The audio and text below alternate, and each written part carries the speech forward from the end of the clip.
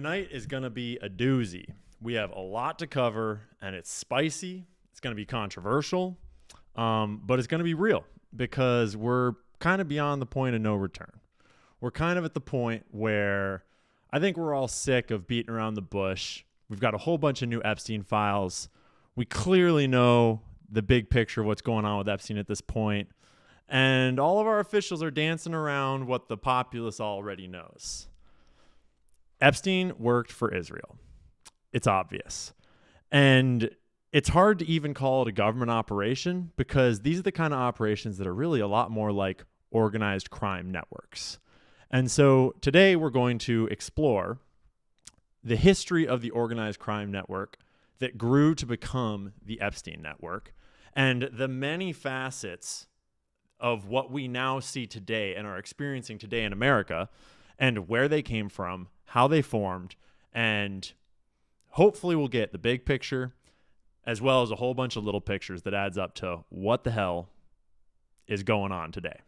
Conspiracy theories are entering a dangerous... Information is the oxygen of the democracy. There's so much evidence out there that even if less than 1% is true, that would be enough to collapse the current paradigm and change the whole planet.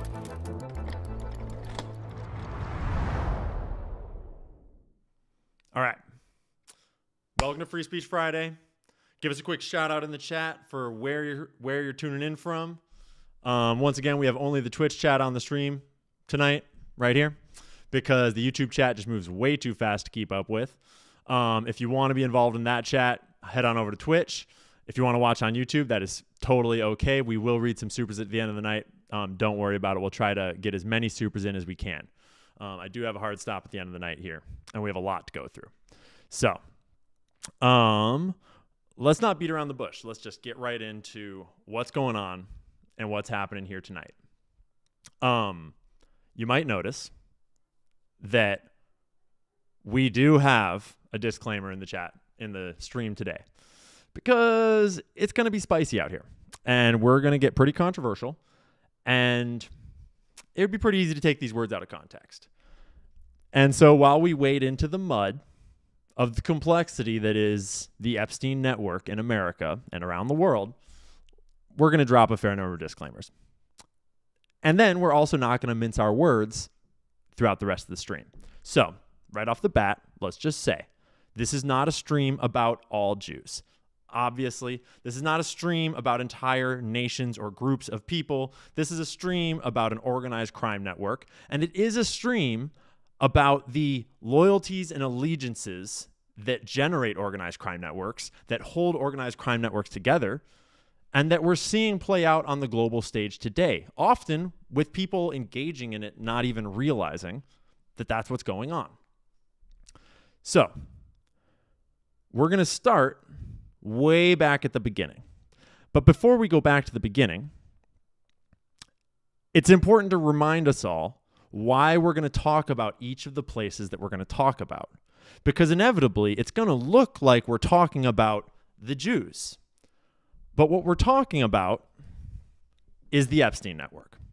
And the Epstein network is an Israeli operation. And we have all the evidence we could ever need to know that by now. We have a whole bunch of new email leaks. We had email leaks earlier this year from Ehud Barak, who was Epstein's intelligence connection handler. But we also already had all sorts of other evidence that we will go over a fair bit of tonight.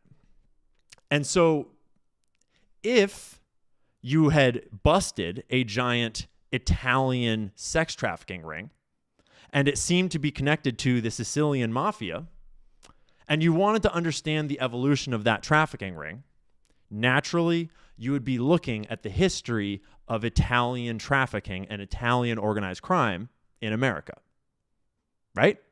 And so let's remind ourselves at the start of the stream that the whole point of what we're trying to figure out is the history of this Jewish and Israeli organized crime network and where it came from and where it sprang out of. And so we are inherently looking at the history of Jewish organized crime in America.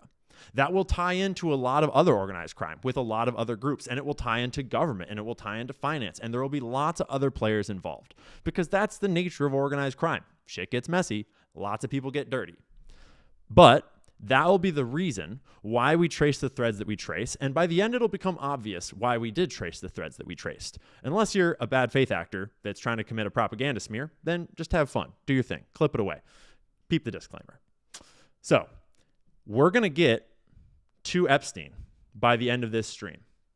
And we're going to examine his network. And we're going to examine who was funding and supporting him and where he came from. But before we do any of that, we're going to go all the way back to the very beginning, or at least to a beginning. Because you could start the story sort of anywhere, right? You could start the story back in 0 BC or in 3000 BC or back in the days of dinosaurs or giants or wherever you want to go.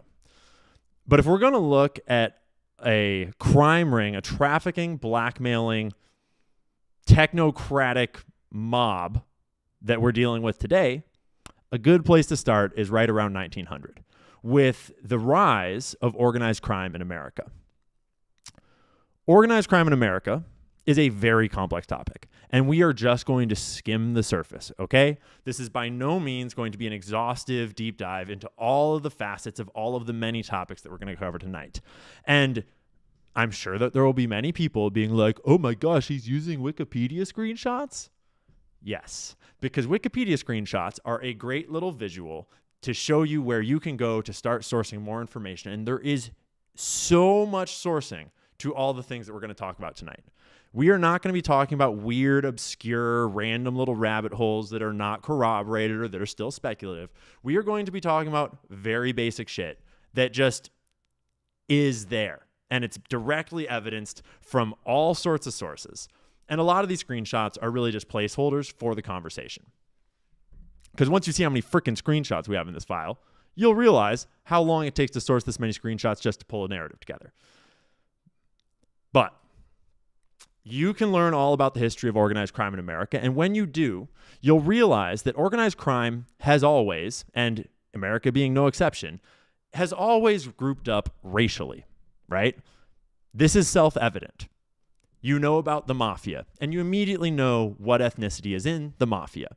You know about black street gangs, and you generally understand why black street gangs are mostly black people grouped up. Of course, these gangs tend to then subdivide and subdivide and subdivide, and there's often internal conflicts. But when I say Yakuza, you're not wondering if I'm talking about German people, right? And there's this conflation of words in American organized crime where people have often used the words mafia and mob interchangeably. But the word mob originally and is supposed to mean the Jewish mob. That's what the word mob is often associated with. Or at least it's useful to think of it that way because the mafia is the Italian organized crime and the mob is the Jewish organized crime. And the reason why they're often conflated, at least one of the reasons, is because they work together a lot and they fought a lot. And we're going to look at just some of the basics of how that played out, how it evolved, and who was involved, right? Because organized crime largely sprang out of immigrant communities in the United States, kind of because they were poor and they were in giant cities and they were coming over from impoverished places and most of them had lived pretty rough lives. And so it's really no surprise. It's not like some unbelievable feature. See if my camera can't just hang out with us for a second. It's not hard to understand why organized crime sprang out of immigrant communities in big cities. And it's not hard to understand why organized crime developed along racial lines. If you're going to be smuggling booze or guns or drugs with a whole bunch of strangers across multiple states, sometimes across country lines, you're going to want to do it with people that have allegiance to you, people that you can trust. And it's a lot easier to trust people that are like you, that have racial affinity with you. This is basic, right? And when you look at the history of Jewish organized crime and figures like Arnold Rothstein, Monk Eastman, and Mo Dalitz in the early 1900s, starting before the Prohibition era, and then already established as smaller street gangs and developing regional gangs as Prohibition was enacted, you start to see the rise of Jewish organized crime. And when you actually look into the beginnings of organized Jewish criminal gangs, often it was to protect or to establish power for the Jewish communities in defense of or retaliation against other gangs by other nationalities. Camera, can you hang out with us tonight?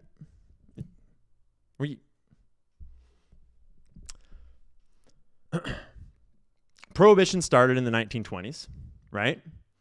And suddenly, this extremely popular substance that everyone consumed was illegal. And there's this huge black market that was born overnight, right? And so, suddenly, there's this massive demand for this substance that is largely being produced by unsavory characters that are perfectly happy to engage with organized crime rings and smuggling and trafficking in order to get it across borders and to their customers. Speakeasies spring up, a whole network of criminal enterprises, from bookies to prostitution to trafficking and bootleggers getting the rum and the booze where it needs to go. This all develops rapidly. And suddenly the criminals are getting super rich. Gambling, loan sharking.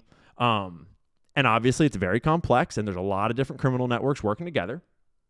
But you start to look into these figures that were sort of the first generation of the large gang kingpins in the Jewish community there.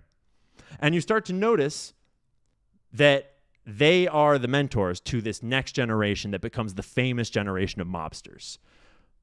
Arnold Rothstein is largely credited with a lot of this, but there's a lot of different people involved here. And it wasn't always completely racially segregated. There were a lot of fighting, and there was a lot of gang conflict that got super bloody, but there was also a lot of friendships and bonds formed across these lines. Like Meyer Lansky grew up very close to Lucky Luciano, and their friendship became a huge, almost like a West Side Story inside of 1920s, 30s, 40s, 50s mob and mafia culture. Frank Costello, Lucky Luciano, Italians, right? There's a lot of Italian mobsters during these days, and you've seen a lot of movies about Italian mafia men. You haven't seen as many movies about Jewish mobsters, although they were every bit as much there and every bit as much as powerful. Guys like Mickey Cohen, Bugsy Siegel, Meyer Lansky. They formed gangs that were extremely infamous, that were extremely violent. There were many massacres. These are in big city centers like Detroit, like New York, Los Angeles, really all across the country. They developed a lot of these industries,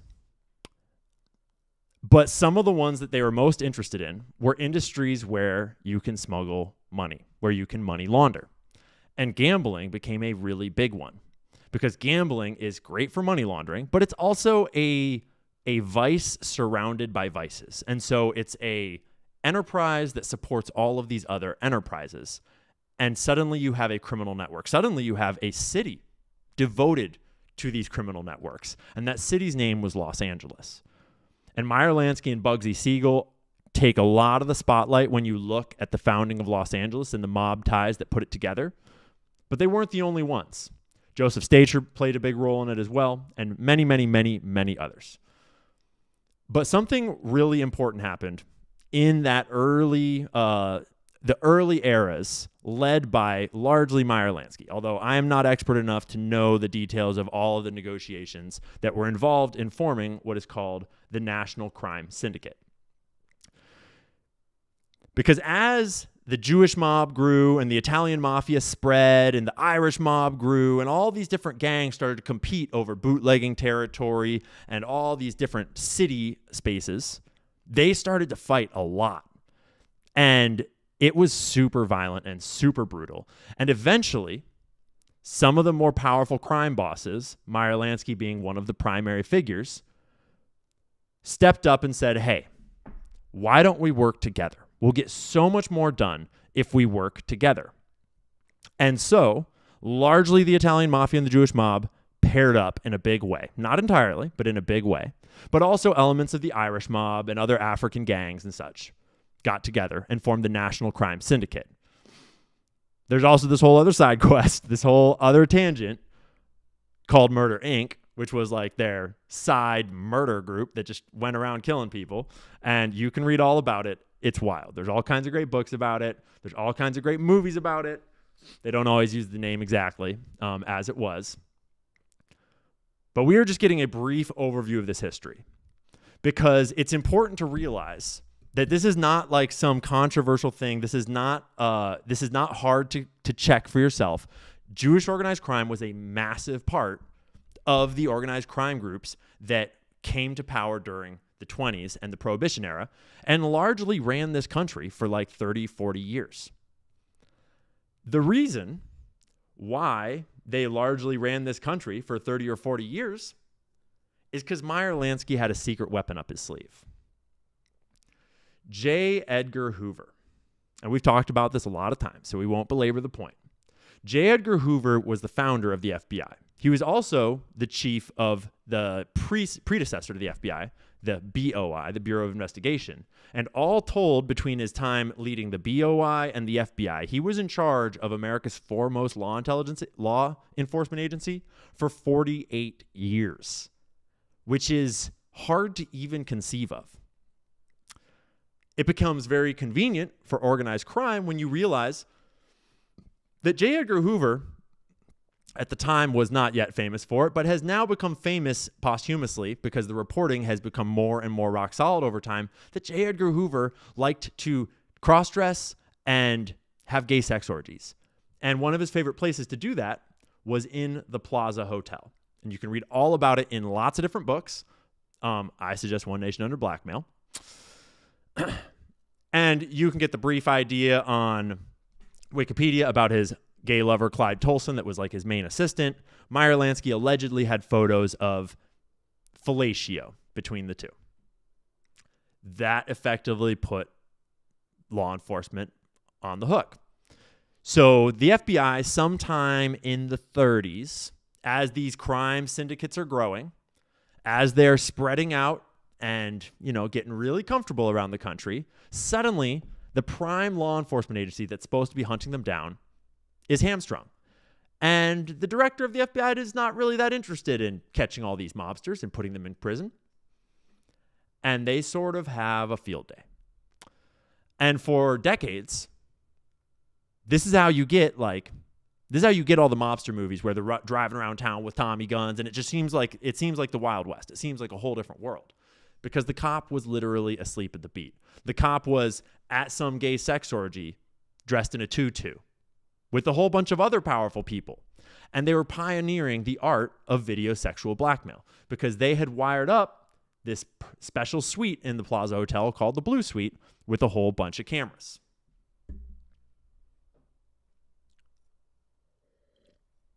Real quick, guys, I'm going to give us hopefully a little bit of focus. So, we're obviously skimming a lot of surface stuff here because we've got a lot to get to. Because while organized crime was growing in America, and while they were getting blackmail on the leader of the FBI, and while they were getting cozy with law enforcement, paying bribes, developing this national and international trafficking syndicate, there was this other thing that started to go on across the ocean, where Jewish people were starting to talk about a Zionist project. And throughout the first half of the 1900s, that Zionist project was a little more subdued, and it was more about moving people there, buying land there. A lot of the land was purchased by the Rothschild family, but it was very complex, and I'm certainly no expert in the history of every detail of the Zionist project. But we all know that the Zionist project had started, right? And we all know that it was a Jewish project and that these were Jewish mobsters. And when you start to learn about the networks that supported that project, it's not cheap to found a country. It's not cheap to move a bunch of people, thousands and thousands and thousands of people, over to this foreign land and build a nation out of the desert. And a whole bunch of the Jewish organized criminal or organized crime figures in America were heavily involved in funding that effort. First, by way of money, by way of, spreading word and helping people move. But later, more and more by way of trafficking weapons, because the conflict got more and more violent. And then it actually turned into all-out war. And America, by then, around the 40s and 50s, right after World War II, had all this surplus weaponry that wasn't being used. And what do criminals love more more than smuggling weapons? Well, we'll get to that. But the mob and the mafia, largely the mob, because obviously they're Jewish and they like their Jewish buddies, smuggled a whole bunch of the weaponry that helped found the nation of Israel. And this formed allegiances and bonds and connections, obviously. And it's important to remember, as we will return to in a bit, that by now the mob had helped establish whole industries. They were laundering their money through the music industry and through the movie industries and through the gambling industries and all sorts of industries. And so they had friends in very high places. They had very powerful, very famous friends. They had friends in government. They had friends in law enforcement, right? So they're able to do a whole lot of things. We're not going to get into all the history of the founding of Israel. And also, it's important to realize that you're welcome to have your own perspective on how humane it was and, who were the good guys and the bad guys and what all happened and all of that. But I think we can all agree that it was violent, right? It was a violent fight for, as some might see it, an ethnic cleansing or a theft of land. And as others might see it as a righteous fight for the salvation of the Jewish people, for the right to a home for a homeless people. But regardless of how you want to see it, it was super violent. And it was violent on all sides, right? It was bloody. And the people that took part in it were bloody people by the nature of this rebellion or this conquering or whatever you want to call it, right? And when you look into the people that founded the three paramilitary groups that founded Israel, the Irgun, Lehi, and Haganah, you quickly learn, and you can go way deeper than just reading your Wikipedia articles, but you quickly learn that it involved terrorism, lots of terrorism. And at first, the terrorism was mostly on the side of the Jews because it was the British mandate for Palestine.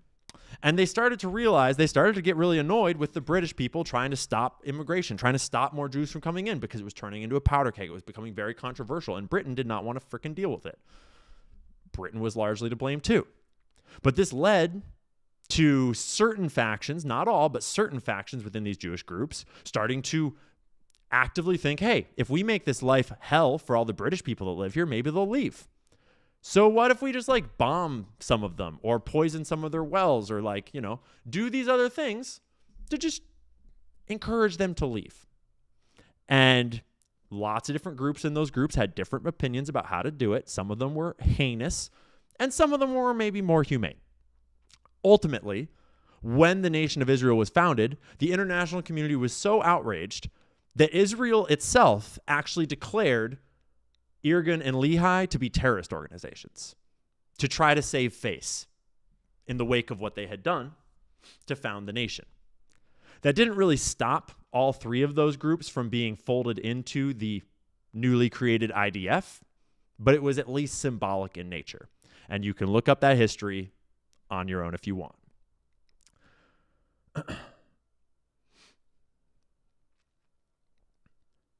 There was a lot more than just those three. There was the Palmach, and there were lots of other, there was the Jewish Agency for Israel. Lots of these little, some were paramilitary groups, some were more of political groups. Some were kind of more akin to think tanks. Some, I don't even know how to define them. There has long been a lot of, Jewish organizations doing all sorts of things, like everything from the ADL to the APACs to the Jinsas and everything in between. And this time was certainly no different. And, the vast majority of those groups, probably just about all of them, had some role to play in the creation of Israel from whatever perspective they took, right? And when you look at the leadership of Israel in those early days, the people that were founding the nation, they all came out of this military bloodline. They all came out of these bloody conflicts covered in blood because they had taken part in these conflicts. And a lot of that was, in a lot of ways, paired with their overseas connections to the mobsters that were giving them guns, getting them funding, right? You can't wage a revolution without the money and guns to do it. And so the emerging leadership of Israel early on were a people that were okay with taking land by any means necessary. Make of that what you will. I mean, maybe not any means necessary, but when you read into it, it's a lot of means. And Come to your own conclusions. And a lot of them had these powerful connections with people that were already sort of dirty. And so you have this perfect melting pot among the powerful elite at the founding of Israel. And I'm talking about the powerful elite. I'm not talking about the entire nation. Although at the time, the nation had pretty much all just been through this war. And so there's a whole bunch of ripe ground for a deep state. People that are willing to do just about anything necessary to found their nation, that have just allied with mobsters and Rothschilds to take it by force.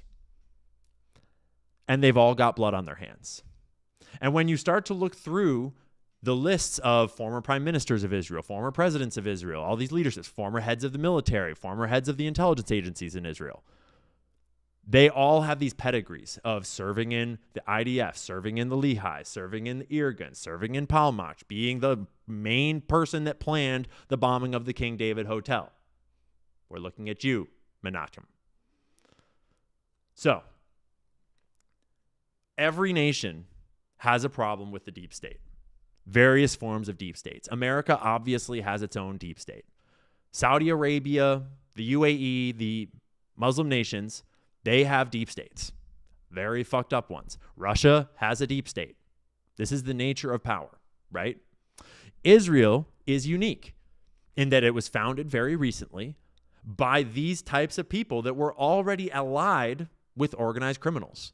And so naturally, Israel, both in ideology and in personnel, was ready to become a very deep statey place. Once Israel was founded,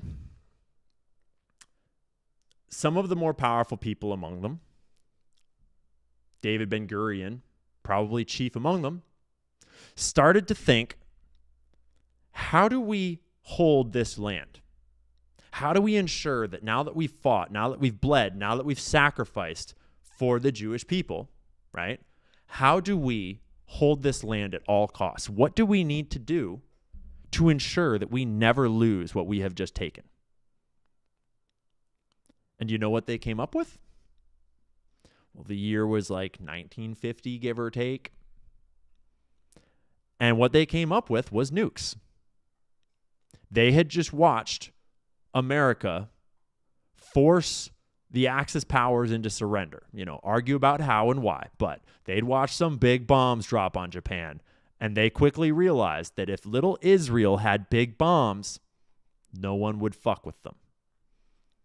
And most importantly, no one would ever tell them to leave. And David Ben-Gurion and a bunch of his buddies, but largely David Ben-Gurion, spearheaded this covert movement for Israel to try to achieve the bomb. He put Shimon Peres in charge of the program. Shimon had his own military experience at the time. He would later become one of the prime ministers of Israel, and many others were involved. But loosely and quickly, they went about obtaining nuclear weapons, which is not an easy task, especially back then when the technology was first being developed. But I want to take a quick moment to just point out that because we've been scrolling Wikipedia screenshots, let's just re-clarify. There are so many sources that you can read about this from all sorts of areas, from the Wilson Center. They'll break it down for you. To the Times of Israel. They'll break it down for you too. To FP? I actually forget who FP is. They have a hell of a paywall, so I almost never actually use their shit. Foreignpolicy.com. National interest. There's a lot of sources. There's whole books. This is not controversial at this point. Wikipedia is just useful. Quick and easy screenshots. And when you start to look into how did they acquire nuclear weapons, there's a lot of directions you can go. There's some documentaries you can watch, but we're just going to skim the surface because it paints a picture of how an intelligence operation is conducted when you are a nation like Israel and you have friends like the mob overseas. right? Because when you're trying to build nukes, you have to acquire the technology of how to do it. You have to acquire the material that you're going to use to do it. You have to acquire all of the equipment to build the facilities to do it. And then you have to do it all. And you have to do all that without getting caught in secret. And it takes a long time. You can look into this for yourself. The Negev Nuclear Center. It's called the Apollo Affair. More specifically, if you want to look up how they stole the nuclear material from America, it's called NUMEC, because NUMEC was the name of the company in America. It was run by a bunch of Zionists, couple of shady characters, a little bit infiltrated. And America didn't even realize at first until later they noticed that a whole bunch of shit was missing. We'll get to a little more about the people that were there at the time, but over here we've got Edmund Adolf de Rothschild, because the Rothschilds were actually a big part of funding the construction of this facility in the desert, okay? As well as, some of the other very wealthy Jewish families in Israel and abroad. NUMEC itself is a long story. I recommend Ryan Dawson's documentary about it, NUMEC. I think it's called The NUMEC Affair, or NUMEC, How Israel Stole the Bomb. Zalman Shapiro is kind of the main character. He is sort of the lead scientist that was working at NUMEC that largely gets placed with the most blame for it, though there was several of them that worked together in the administration and in the science. And then there's also a spicy little Mossad operative that led the actual covert operation where they went in with containers that were specially designed to smuggle the material out. And I'm sure he is hailed as a hero for this operation, because they actually went in covertly, took these containers in, filled them with nuclear material, and smuggled it out. And look at this little dwarf. Proud of himself. And I know that's controversial. I know that's spicy. There are lots of sources that you can look up, well beyond Wikipedia. Once again, one of the interesting pieces of this whole thing, though, is that the funding was not just from Israel. It was not just from the Rothschilds. The funding was largely outsourced to a network of American Jews. And they did that largely through a man named Abraham Feinberg, who was like a celebrity at the time, though I doubt any of you have ever heard of him. He was like an Elvis character, or like a Diddy kind of a character, right? He was big in pop culture, and he was a wheeler and dealer with all of these famous people. He was also probably maybe a little bit mob aligned, because the mob was way up in those industries by then. But he went around to all of his contacts and basically solicited a whole bunch of funds, is how the story goes. And he brought in a shitload of funds, both from mobsters as well as from like legitimate, just regular old rich Jewish people in America. And that networking effect of the Jewish allegiance to Israel is where you start to get this complex conversation, right? And it's helpful to talk about this removed from today so that it's a little less immediate, because A, this history is more settled, and B, it's a little less personal to people here today. Certainly, some of the Jewish people that he was soliciting money from in America were mobsters, and that's pretty well documented at this point. And Jewish mobsters were shitty people. They were evil. They did horrible things. But at the same time, they were just trying to look out for their own, right? But a lot of the people that he solicited money from were probably not actually like organized crime figures. They were just wealthy Jewish businessmen or stuff like that, right? And I'm purposely glossing over the details here because A, we don't have a lot of time to dig into all the depth, but B, because it's actually kind of a better conversation to not get into the details and talk about the concept. Because conceptually, some of these people are criminals, and some of them are actually not exactly criminals, but they're sort of engaging in a criminal network without really necessarily knowing it. Maybe they do know it, maybe they don't, right? But they're still funding the network because of their allegiance to the Jewish state, right? And like, is that their right? Yeah, kind of. But if you know that they're actually funding an illegal nuclear program, suddenly that's weird, right? And this is this complex question of dual loyalty that occurs with any people with a foreign allegiance, but it's just particularly pronounced and uncomfortable with Jewish people because, like, they are the diaspora people and because they are the most national people anywhere. They like almost have a monopoly on nationalism if you start to look into that rabbit hole. And I'm not saying that they shouldn't be proud of their people or they shouldn't look out for their people. I'm just saying that there's a difference between being proud of your people and funding an illegal nuclear program because you're proud of your people, right? You see what I'm saying? And so the lines between Jewish organized crime and just successful Jewish people that are all funding these projects over there starts to get pretty gray and hard to unpack. It gets way more convoluted when you actually start to look around at all of the different industries that they were in and had climbed to the top of. It is not controversial at all to say. It is very much settled history to say that Jewish people pretty much founded Hollywood. There's a reason why LA is one of the most Jewish cities on the frickin' planet, certainly in the United States. And if you just look at the statistics, it becomes pretty apparent.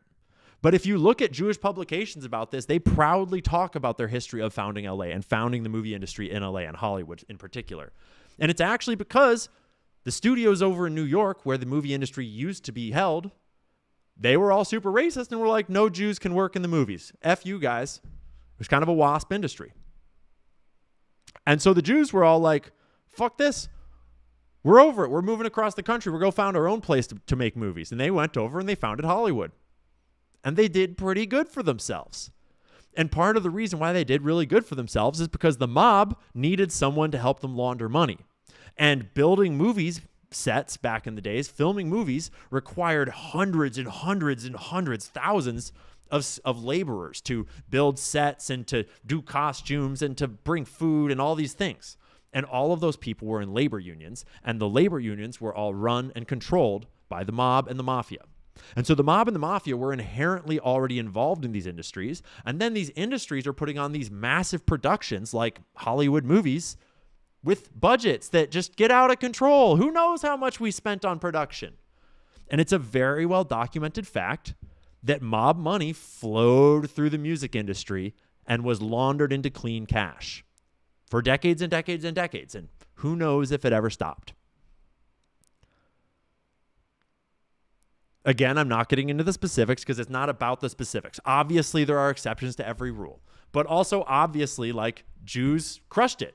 They moved to Hollywood. They founded it by whatever means necessary, and they fucking crushed it. And look at Hollywood now, right? Like, if there's one thing that you can't take away from Jewish people, you can't say that they're not good at the shit that they are good at. They're good at the shit that they're good at. And they succeeded in these things, right? And it's not just the movie industries. It's also the music industry. The music industry has a long history of association with the mob. A long history of money laundering for the mob. And yeah, the mafia was involved too, but it was largely the mob.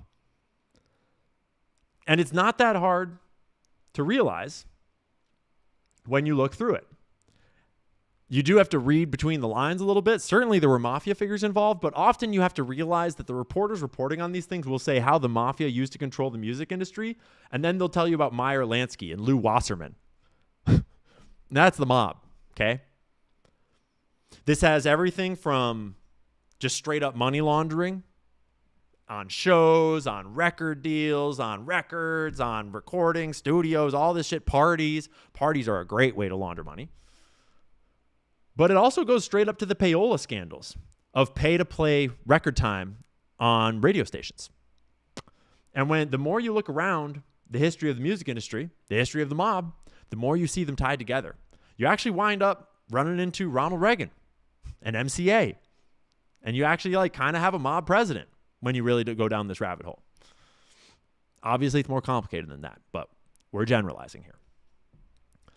And when you look at the history of the mob in the music industry, it's not terribly different than the Hollywood industry, But there's this really specific, unique feature of the music industry where it's blacks and it's Jews. Just to be blunt. This is Free Speech Friday. And I think we're all over dancing around our words. We all know that the music industry is a bunch of black dudes, a bunch of black gangsters, right? And a bunch of mobsters, a bunch of Jews. And it's not like they're all criminals. A lot of them are posers.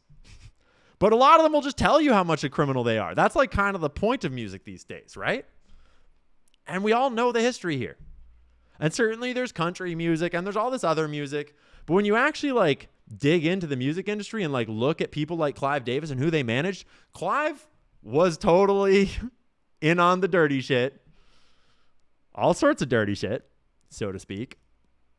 And he was managing all sorts of people, from Pink Floyd to Janis Joplin, Bruce Springsteen, Santana. These guys are managing the whole music industry because what are they really good at? They're good at money and law. Like, right? Like, to Jews' credit. I mean, they're good at more than just that, but they're good at music. They're good at law and money, finance, right? And especially when there's mobsters involved. Then you got money laundering. Then you aren't just good at the law, you're also good at breaking the law. So, like, they got real good at the music industry. And you don't have to take it from me. You can take it from journalists and reporters, or you can just listen to the music artists themselves, right? Obviously, there's exceptions to every rule, but when you look around the music industry, there's a whole bunch of Jewish executives, usually. Usually it's Jewish people over the top managing a bunch of artists. A lot of them are black. And, you know, black people make great music. And Jewish people are really good at managing. And I'm not trying to make the claim that Jews rule the music industry. I'm not trying to make the claim that Jews run the whole world, okay? I'm not making the claim that Jews run all of organized crime. I'm just pointing out that when you have an ecosystem, certain groups will rise and certain groups will do better than others and certain groups will take certain amounts of influence. And in certain industries, some groups will shine more than others. Right? Like, who runs all the nail salons? It's not the Jews. Right? This is just the nature of the world that we live in. Love it or hate it. And it's no secret. And I'm not saying that all of the Jews in the music industry were working together all along. I'm not saying that they're all in some criminal mafia. However, I am saying that when you have the mob laundering money through an industry, some of them will be working together and some of them will be in organized crime syndicates. And when you look around, you can see the patterns that some of them leave behind. We're looking at a few of you. Let me just zoom in.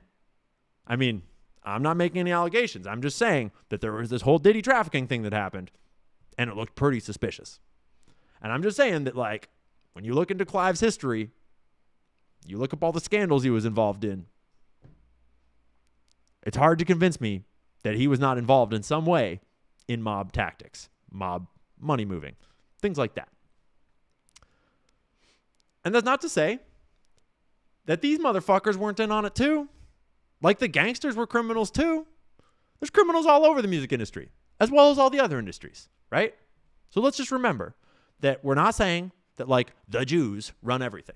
We're just pointing out, remember where we started, that when you're trying to trace the networks of Jewish organized crime that founded Israel, that funded Jewish blackmail coming out of Israel, you have to look at the networks where blackmail was distributed, where blackmail grew up, and you have to look at the networks where Jewish organized crime grew up, where Israeli organized crime grew up.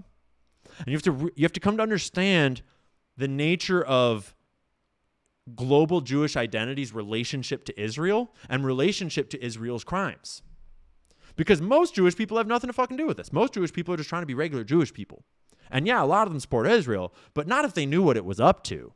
Like, if you really were to hand them the EPSTEIN files and be like, hey, this is an Israeli operation, do you support this? They'd be like, no. And they might still support Israel, obviously, but they wouldn't support this shit, right? No one supports Sean. And so we're specifically looking at the criminal networks, right? But the thing about the criminal networks is that if a Jewish person gets hold of a record company, I bet the criminal networks are going to come knocking. And maybe he'll say no. But I don't know as Lucian said no. And I don't know as, you're going to get a hold of a record company in a mob-controlled industry if you're not already in the mob. I don't know. Right? I've never been in the mob, so I'm not an expert. You think for yourself, right?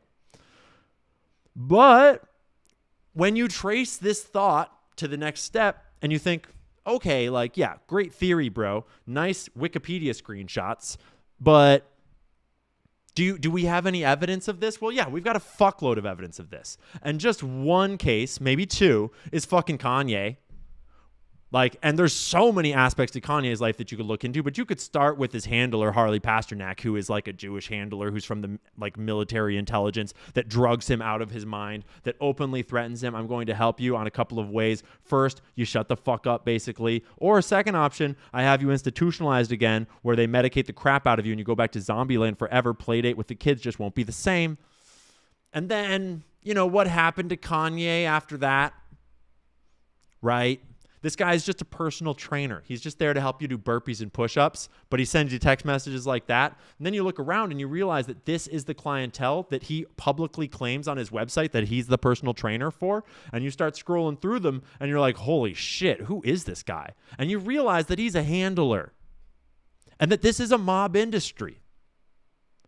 And that they've had control over this piece of culture, not like they, the Jews, like they, the criminal syndicate that we're talking about. The mob, right? Are you in the mob? No. Cool. Then we're not talking about you. We're talking about the guys that are threatening all of these people to send them to zombie land if they don't get in line. And then you wonder why they all parrot the same talking points, why none of them ever step out of line, and why whenever anyone does step out of line, shit doesn't go so well. Because you have another example in our boy Michael Jackson, Wacko Jacko, right? And when you look into Wacko Jacko, rest in peace, you start to run into the same tactics by the same types of criminal people all over again. You start to wonder how the one guy that Michael was fighting against, that he'd fired him, taken him off of his will, how did that guy get in charge of his will at the end of his life? And then you realize, the crazy part is I don't think I have the screenshot of his head of security, Fahim Muhammad, in here. But the crazy part is when I was looking into this, I realized that the head of security for Michael Jackson, the new head of security, he was 22 with a business degree. He just started working for Michael Jackson that year, and then Michael Jackson dies right when he's taking over, right when he's buying rights to his own music. And then what does that security guard do? He goes and works for Diddy as Diddy's head of security, 23 or whatever. Fresh out of college, totally a business degree. And then he's just going to go run a giant trafficking ring with Diddy. What does this all have in common? The mob, right? There's this break in history where Jewish organized crime was this powerful thing back in the 40s and 50s. And then the official narrative is that it all stopped, is that they all went to prison. And then they just never did any crime ever again. But what actually happened, at least what I'm saying I believe actually happened, is that all of those mobsters were instrumental in founding a country. And simultaneous to them acquiring a country and getting all cozied up into the higher levels of government of a very corrupt nation that was brand new and was willing to do anything to ensure its survival, simultaneous to that, you had a whole bunch of mobsters funneling money through all of these other industries in America and building a bunch of legitimate businesses out of it. All of these movie studios, all of these record companies, which are legitimate businesses. But when you look behind the curtain, you start to realize that they are criminal enterprises as well. And so, no, organized crime did not stop in the 70s. It just got smart. It went legit. Even though it's not. It's never been legit, right? And so we still see the signs of this mob to this day. And it's not like it's only Jewish people, right? Diddy is not Jewish, or at least not that we know of. There's all kinds of people committing crimes, and a lot of them are working together. But But suppose you have a whole bunch of like Jewish people like Harley Pasternak and like Clive Davis and like Lucien Grange. They're all hanging out in a bar doing a crime, and there's a fourth member of the group. And that fourth member, maybe it's like a little unfair to say it's Kanye. Maybe that fourth member is Donald Faison. Okay? It's this guy. If they have to betray someone, who do you think is getting betrayed? Right? If they have to pick their allegiances, who do you think they're picking? And if you flip it, and it's like Donald Faison and Common and like Diddy, and then there's one Jewish dude, it's like the black dudes are probably going to stick together because that's kind of just how shit works. Unless they're really smart and they're like, this guy probably is like got a lot of power and I'm going to like, you know, there might be a different outcome there. But you know what I'm saying? Is that lots of criminals are involved in the criminal networks. But the Jewish people are inherently going to have the strongest allegiance to each other, and it's probably going to be a stronger bond than any of these other networks because Jewish people have the most national identity of any group on the planet. To their credit. I wish that white people had that much identity, except that someone keeps writing books about how white people are fucking evil, and we're all neo-Nazis. And so white people are scared to talk about it. So whatever. I don't know. But yes, we do have lots of examples in the music industry and in Hollywood, way more than just those two, of mob shit going on, okay? And so simultaneous to that, what else is happening? Well, Jewish people all around the country in all sorts of industries are growing up into lots of power, and they're getting a lot of money, and they're climbing to high ranks in lots of different companies and lots of different businesses and lots of different industries. And I am not saying that Jews run everything, okay?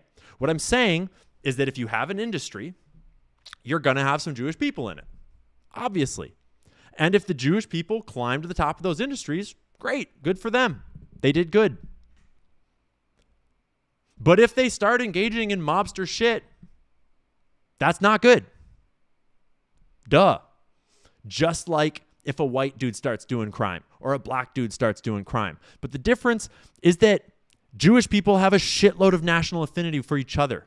And so if you have a whole nation state built by criminals, run largely by kind of shitty people, and they're interested in maintaining America's allegiance, and they have an intelligence agency that's really fucking good at its job, you better believe that all of these Jewish people that are business leaders in their fields are going to be getting approached.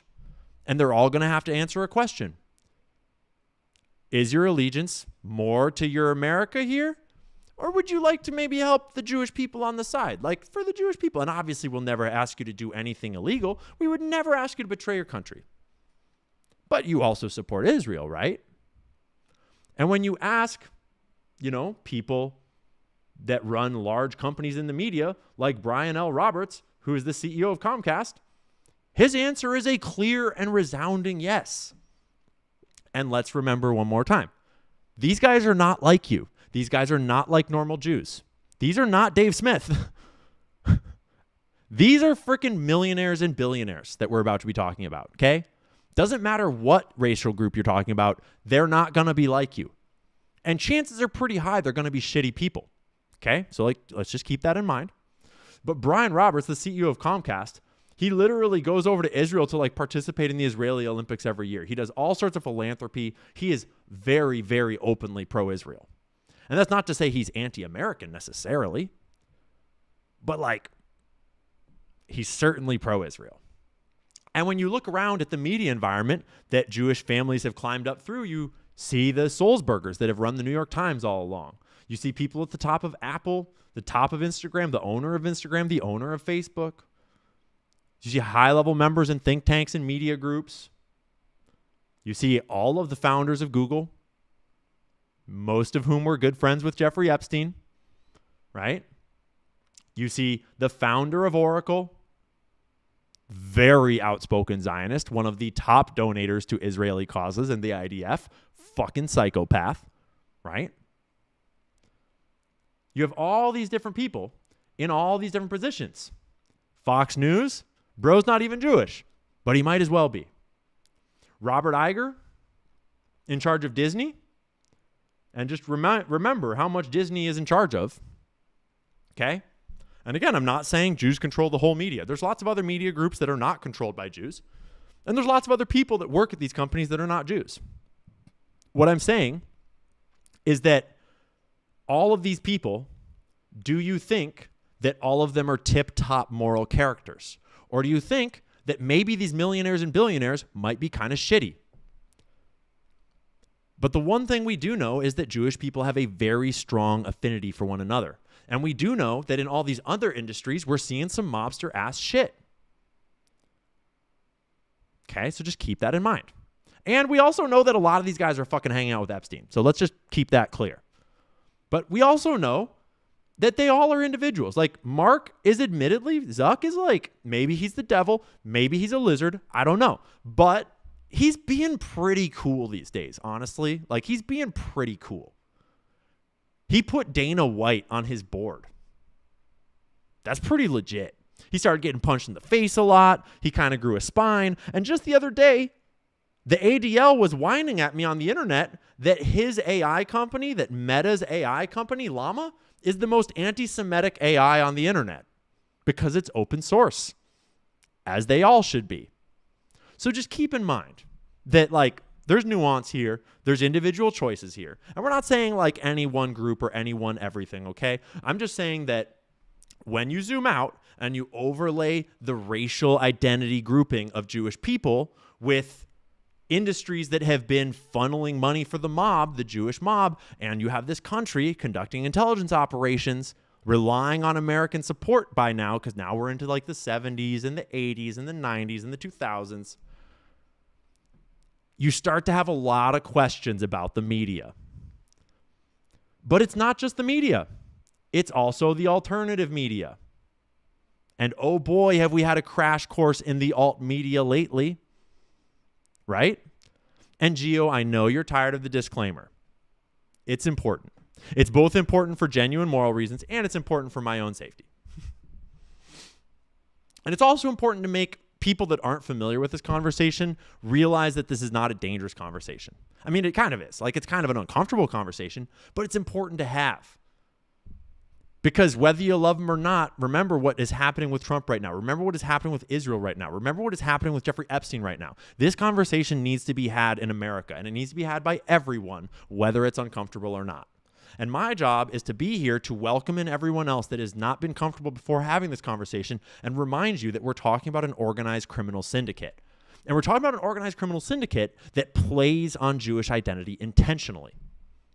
And it does that to lure in Jewish people that are not objectively criminals on their own, but they might support Israel and they might unwittingly be donating money to Jeffrey Epstein, so to speak.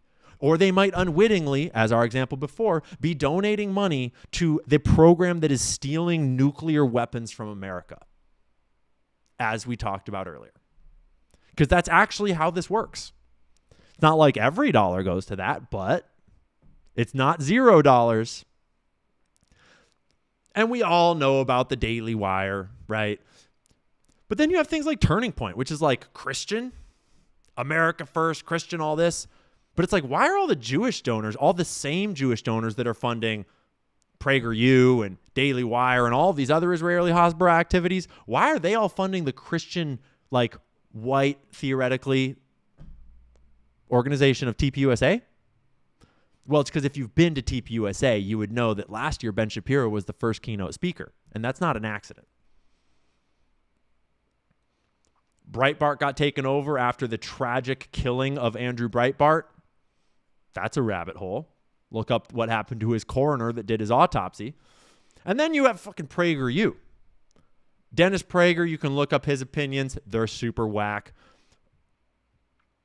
And then you can look up Marissa Streit, their CEO.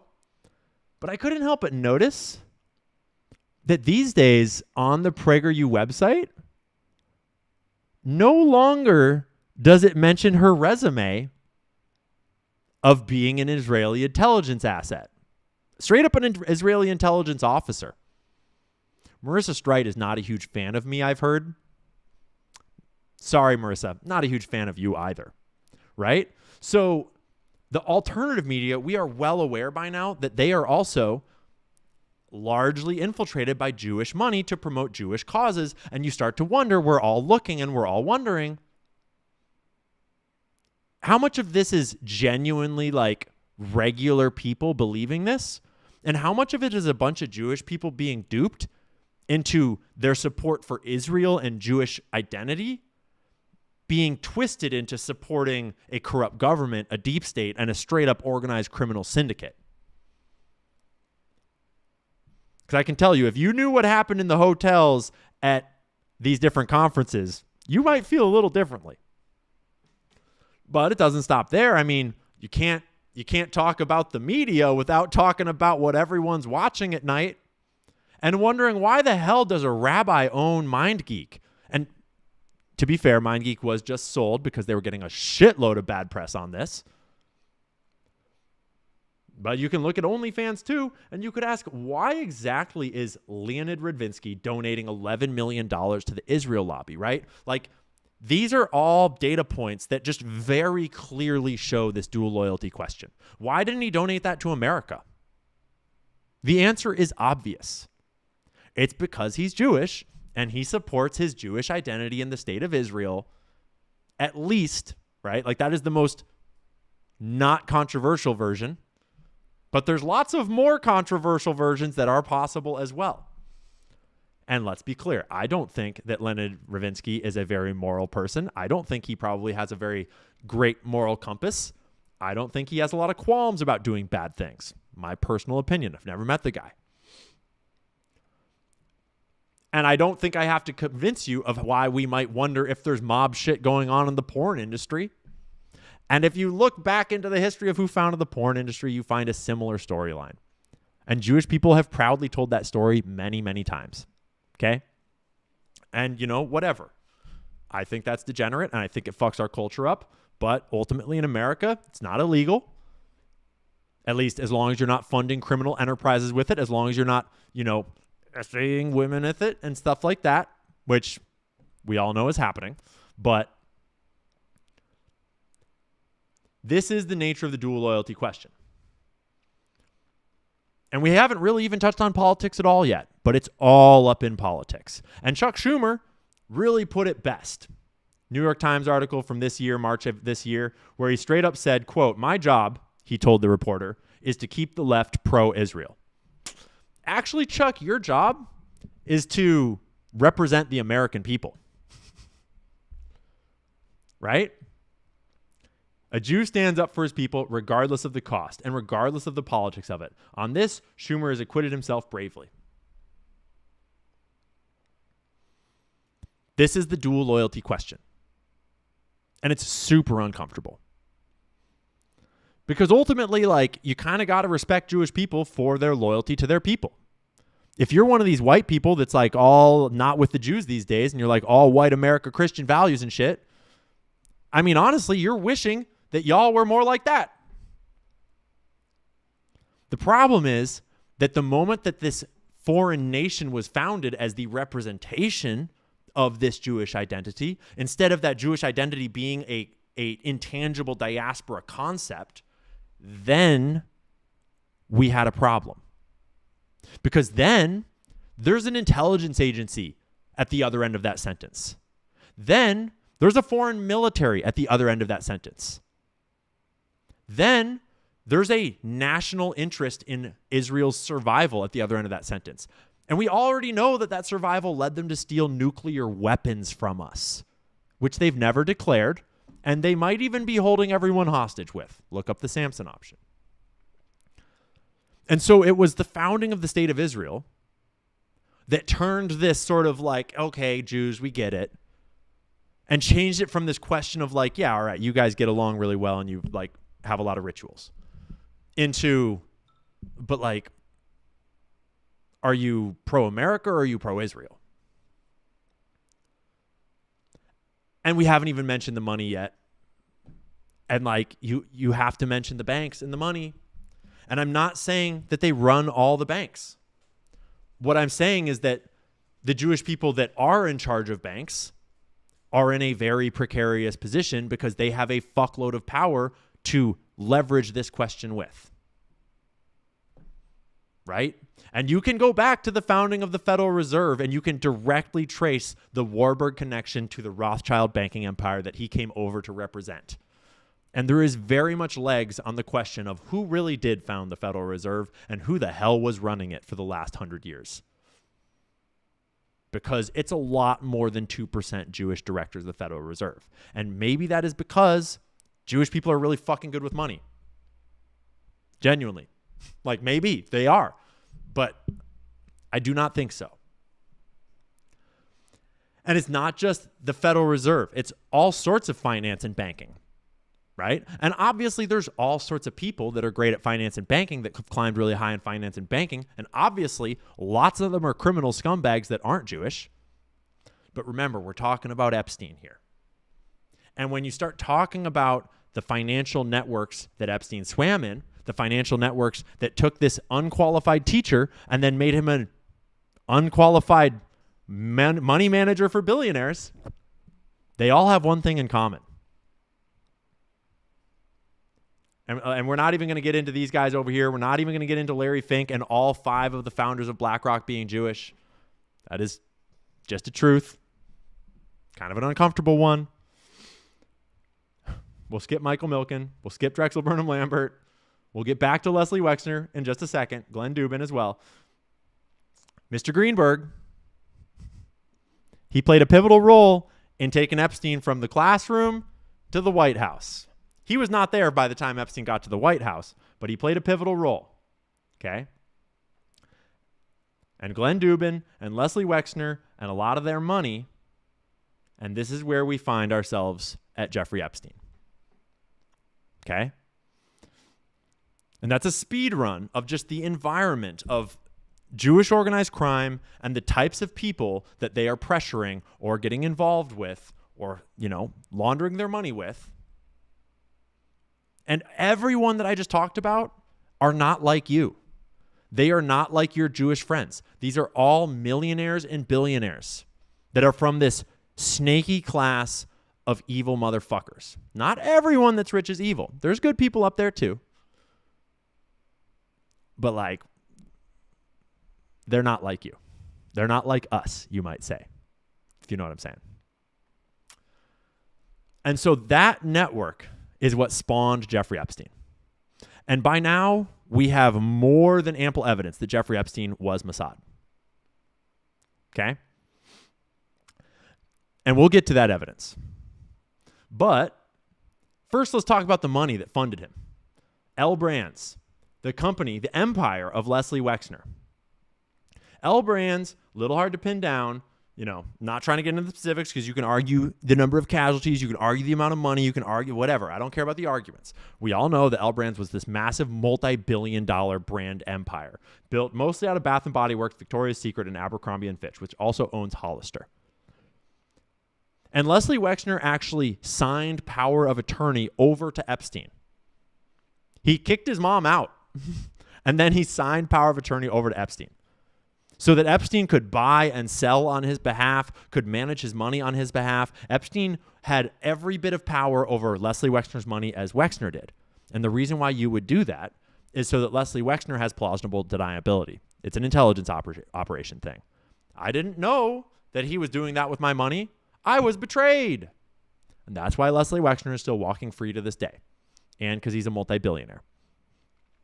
But it's a little weird and coincidental that he just happened to hire a pedophile to run Abercrombie & Fitch named Mike Jeffries, who just went down last year, who got off by pleading insanity. He has Alzheimer's. He forgot. Can't stand trial. Whoopsies. He was just trafficking a bunch of young underage boys and pumping them up with drugs and locking them in rooms and doing psychotic, inhumane things to them that I really suggest you do not go to the lawsuit and read about. But I did, and it's effed. But then not only that, he also put Jeffrey Epstein in charge of the entire thing, of all of it. And Jeffrey Epstein got access to most of these girls by posing as a Victoria's Secret modeling scout. It was the perfect cover, almost like it was designed to be that way. Okay. And we could go so many directions here. We could go so many directions here. This is just a small spattering of the directions and evidence that we could go in. But I thought I would mention that Epstein has a lot of friends that just don't make any sense unless you're talking about an intelligence operation. Like Epstein got a job for William Burns, who was just the director of the CIA. But before that, Epstein had gotten him a job as the director of the Carnegie Endowment for International Peace, which is a think tank, despite William Burns at the time having this insanely long resume as a politician and diplomat. He was a deputy secretary of state for Obama, a United States secretary of state, undersecretary of state. He was an ambassador to Russia. And then he was the director of the CIA later on. But he was good buddies with Epstein. And when he needed a job halfway through that political career, he messaged his buddy Epstein for some reason, trying to get help getting a job. Just one of many of Epstein's friends, several of which are now newly incriminated by this massive new batch of emails. But the most important friend of Epstein to know about, aside from maybe Leslie Wexner, is Ehud Barak. Ehud Barak is one of the most decorated soldiers in Israeli military history. Literally. That's not a euphemism. He was the head of Israeli military intelligence while the Epstein operation was running. And then he was later the prime minister of Israel while this operation was running. And then he was visiting Epstein and corresponding with Epstein on a very regular basis all the way through his government service and then beyond, once he retired. He flew and met with Jeffrey Epstein dozens and dozens of times. We have schedules that show that he did it monthly on a regular schedule every single month for years at a time. We now have lots of their conversations in these email correspondences, and it is clearly intelligence operations conversations. And it is very obvious that they speak in some codes and that every time they're going to have a salacious conversation, they speak on the phone, not over emails. But they're coordinating business deals all over the world. They are coordinating intelligence and military operations all over the world. I'm going to skip ahead for a second. We'll come back down here in a minute. Dropsite has been doing this great set of reporting about how Epstein shows up doing Israeli intelligence deals in the Ivory Coast with Ehud Barak, protecting Israeli interests in the diamond mines there. Probably. Allegedly. Maybe. Epstein helped broker Israeli security deals in Mongolia. And we see those conversations with Mongolian leadership showing up in the email conversations. This is just reporting about Ehud Barak staying there.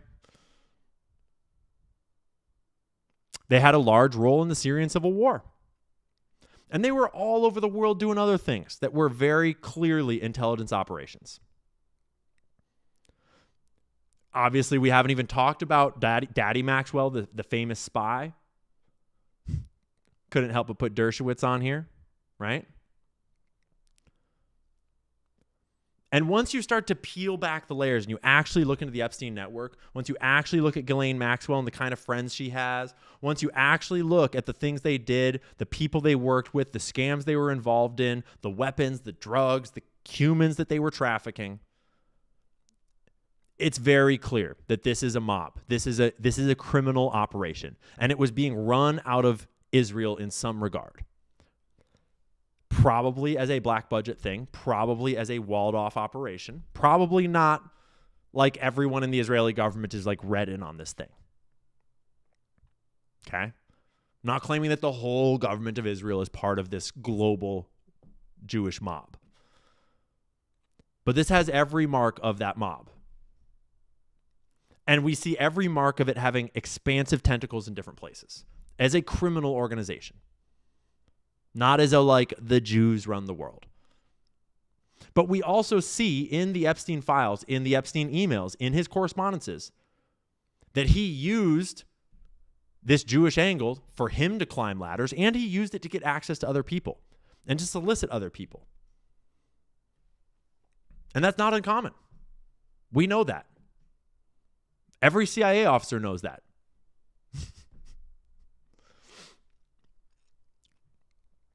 So, we're going to briefly scan through all of this madness We're going to skip right over him maybe being the guy that caused 2008 financial collapse. That's a crazy rabbit hole. And I'm not kidding. It's like legitimately we have very strong evidence that he was right there and pulled the pin on the CDO markets. And we're going to jump over to France, to his boy Jean-Luc Brunel. They got him started in this modeling industry and this recruitment of girls through modeling. I mean, who knows who got who started, but they were very close for a very long time. And this guy was super fucked up. And the French connection is interesting because it was always there, but it's become more and more apparent how important it is. Right? And you can read into Jean-Luc Brunel's history plenty, but we're going to hop over to these guys for a second and just remember what we've learned about France in the last year or two. And if you haven't followed Candace's reporting or read this book by Xavier Poussard, suffice to say we have some questions about what the hell is happening right here. And we learn that Emmanuel Macron was very good friends with the Rothschilds. David de Rothschild basically put Emmanuel Macron on the throne. And when you look at France, you realize that it is the last outpost of the Rothschild family in a lot of ways. It was where the branch of the Rothschilds that was the strongest endured for the longest, and they very much are still there. Guy de Rothschild was the patron of the family through like the 70s, the 50s, 60s, 70s, and his name shows up in all kinds of intelligence operations. But then other Rothschilds are involved in these financing deals. They're involved in financing Israel's founding. They're involved in financing Israel's nuclear facilities. They're still out there playing games. And there's lots of other families in the world that play games too. But we're talking about Epstein. Because Epstein is the one that has blackmail on all of our politicians and all of our financiers and all of our not literally all, you know what I'm saying. A bunch of our media people, right? And that's where these new leaks about Ivory Coast were super interesting. I did a whole stream on it. It just got posted on my YouTube channel right here yesterday. And I suggest you watch it. Because what happened in the Ivory Coast with Jeffrey Epstein and Ehud Barak in 2010 to 2014 is clearly an Israeli military operation. And it is clearly in defense of deep state French empire nation building in Western Africa. Probably to try to control diamond trade, maybe some oil, maybe some gold, and French currency dominance. Because, the banks. And when you read the emails, it's very obvious that Jeffrey Epstein and Ehud Barak are doing Israeli military intelligence operations together over there. There's really no other way around it. Like, he's not a bounty hunter for billionaires flying to Ivory Coast with an Israeli intelligence executive officer selling Israeli surveillance technology to the royal family that is now in control of Ivory Coast in exchange for favors. You look at the mega group, super shady group of Jewish billionaires, super fucking scumbags, people like the Lauder family, Wexner. And, they just get meetings with presidents and former presidents of Israel because Judaism, I guess. But, the leadership of Israel would never be in with this criminal cabal, this criminal conspiracy that birthed Jeffrey Epstein, except for maybe the former prime minister, Ehud Barak, and maybe the current prime minister, maybe allegedly, maybe Benjamin Netanyahu.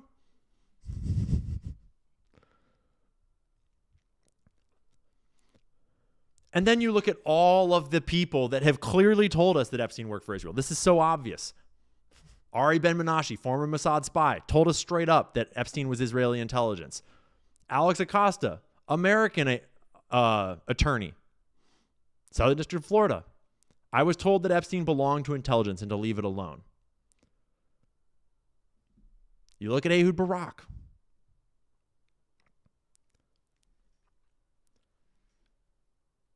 And you remember that Jeffrey Epstein visited Bill Clinton's White House 17 times. And then the guy that was responsible for those visits checked out, so to speak, by shooting himself in the chest with a shotgun twice while hanging himself from a tree with an extension cord. Mark Middleton. It's a little awkward. I'm realizing just now that yesterday I was telling people I was confusing his cause of death with Vince Foster's cause of death. Fostergate is a whole other thing. We learned in the files that maybe Hillary and Foster were maybe having a thing. Yeah, I messed that up. I was confusing their causes of death. It was Mark Middleton, a wizard with the shotgun. This is why this matters, right? We all know that this matters. Every American knows instinctually that this matters, but it's just a really uncomfortable conversation to have. And you cannot have the Epstein conversation without confronting this Jewish conversation, unfortunately, because the network was built out of Jewish people. Everyone around him. And there was lots of other people that got caught in his web as well. But it's very clear who he was working for versus who he was working with. By convenience or blackmail or bribery or whatever. You can read it in the emails. And now we live in this media environment where everyone's starting to ask these questions, and simultaneously Israel has multiplied their propaganda budget times 20 because you can't ask these questions. Because if you do ask these questions, all of it unravels and all of it falls apart. Right? And I think this is probably a big part of why Nick Fuentes is in the news because he's fucking earned it. But part of why he's in the news is because Nick Fuentes is the one guy that for the longest time was confronting the fact that this is actually not just the Israeli government. It's not. If it was just the Israeli government, none of this would have happened because this was all made possible by American Jewish people, as well as a lot of other criminal scumbags that weren't Jewish along the way. But Jeffrey Epstein is an American Jew, right? Leslie Wexner is an American Jew. A whole bunch of the financiers that backed them are American Jews. A whole bunch of the people that do this money laundering, that do this access, that do this human trafficking, that manage these people, they're American Jews. Or they're like Harley Pasternak and they're Canadian Jews, right? And so it's this dual loyalty thing with this corrupt foreign government involved that makes for this complex web of allegiances. That when the organized crime element seeps in there and you have these rich, corrupt motherfuckers with all the power, who are they wielding the power for? That's the uncomfortable question. And without untangling that question, you cannot get to the bottom of Epstein because you're still stuck pretending that we're just talking about the government of Israel when most of the government of Israel didn't even know that Epstein worked for them, although they're probably bright enough to figure it out. But it's not like they're read into the files. It's not like any of them had anything to do with starting or running this operation. They were too busy trying to get Bibi Netanyahu to take the stand to stand trial for his corruption case because he took over their government. So to speak. Although half of them were trying to get it to get more extreme because they think he's not extreme enough, but that's a different discussion.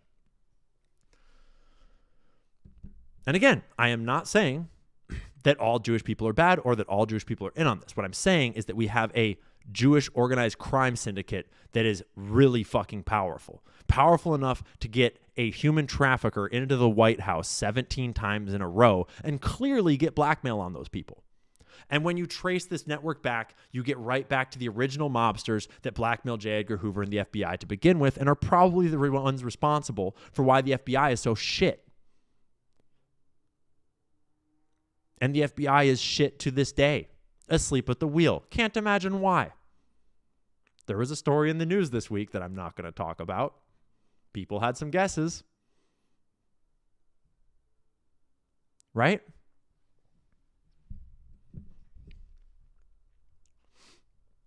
So, this is the Epstein debacle. And it goes way deeper than that. There's way more evidence than that. There are so many emails to go through now. And everywhere we look in these emails, there is new evidence. And I just did a whole live stream all about it yesterday. But just like everyone else, I am sifting through sorting them, looking at them, finding his connections, digging them apart, president of the Maldives, like random consulting companies, wives of Larry, sorry, my brain is saying Larry Ellison, but we're talking about Larry Summers. Catherine Ruemmler, Obama's chief counsel, is way up in there. I'll just share one tidbit that I found today.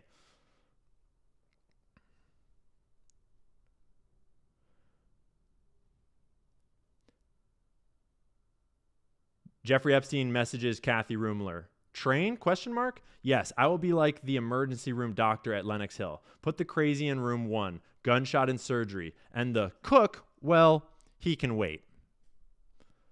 Kathy writes back, yes, trains exist. People ride them to get from one place to another. Germ factories, however, D.C. today, back in New York on Sunday morning. First off, why is Obama's lead counsel talking to Jeffrey Epstein in her emails like all chummy? There's a lot of emails between them. He referred her to J.P. Morgan in 2019. This is all the way back in 2014. So they've been friends for a while.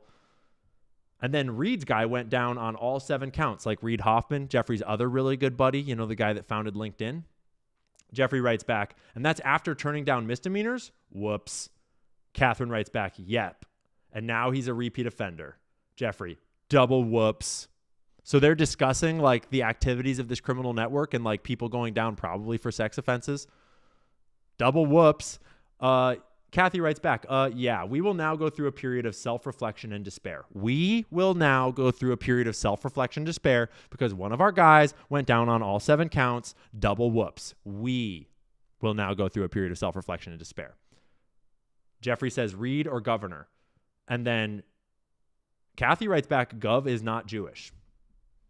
Don't really know what to make of it, but it's pretty clear that we can't make her being a good person or an innocent person out of it, probably. And that's just some of them. There's a lot more. Right? And there's a lot more people in here too. Famous people, politicians, banking people, journalist people, Peter Thiel people. Tom Barrack is getting messages like this. This is woven all throughout American and global culture. Woven into all sorts of other nations too. We all have to reconcile this. Okay? And all of it stems back to an Israeli military operation, an Israeli spy and blackmailer and financier. And I will remind you that this was all a conspiracy theory 10 years ago. 10 years ago, you were a crazy kook if you thought that there was pedophiles in the government. You're one of those Pizzagate? Okay, so you think Hillary's running a global P-file ring out of a pizza shop? Okay, you're crazy. But then Jeffrey Epstein got popped and no one really ever went back and realized, like, wait a minute, this is exactly what everyone was talking about. But then you were crazy if you thought it was like all that. You were crazy if you thought he worked for Israel. And then we get more evidence and more evidence and more evidence and more evidence. And how much evidence will it take for regular people to be willing to realize that it doesn't matter if you're uncomfortable? This conversation is critical to our national survival. Look around the country. Look at what the administration is doing. Look at what Trump is doing to America first on behalf of a foreign nation. Sorry, MAGA. Shit's embarrassing. Let alone an existential threat to all of our survival, to all of our national interest, to all of our financial well-being and all of our children's futures. And if we just let this keep on going, if we don't all wake up and demand this conversation be had at the highest levels, if we don't demand accountability, what do you think is going to happen? Right? So, I think we've gotten ourselves in enough trouble for one night. I think that we have done enough boo-boos for one night. So I'm just going to pop us out here. And I'm going to hide this.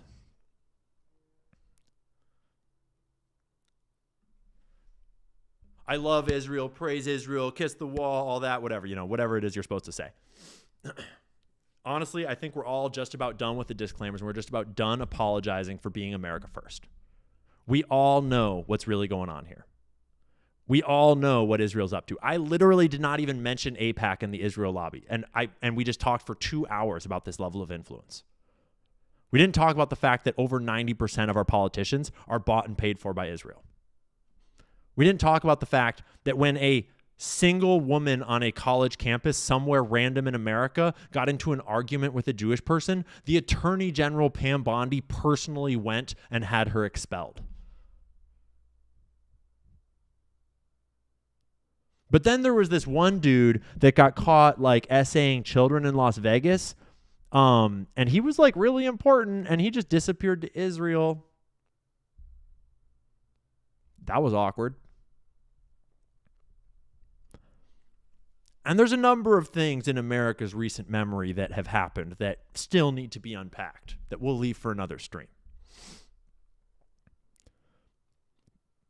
But Pandora's box is opening, and the conversation's out there, and everyone's waking up. And the more that everyone wakes up, the more that the pro-Israel American interests have to get really fucking loud at screeching about how, I don't know, I'm paid by Qatar or something. Prove it. Because this is America first. And whatever y'all are doing out there, whatever narrative you want to spin about how Israel's interest is really America's interest is okay, yeah, no, it's not. Because apparently Israel's interest is trafficking children to wealthy billionaires and covering it all up. Apparently Israel's interest is compromising our law enforcement agencies at the highest level. Apparently Israel's interest is sending Americans to die in foreign wars and taking all of our tax dollars so that they can have free health care. And we didn't even talk about looking up how Jewish people give each other loans with no interest. You should look that up. It's real. It's fucking crazy. Okay? So it's complicated and it's messy. And I know a lot of people are really gung-ho and ready to be yeah, kick them all out. And it's I disagree. I genuinely disagree. I think that we need to stop the cycle.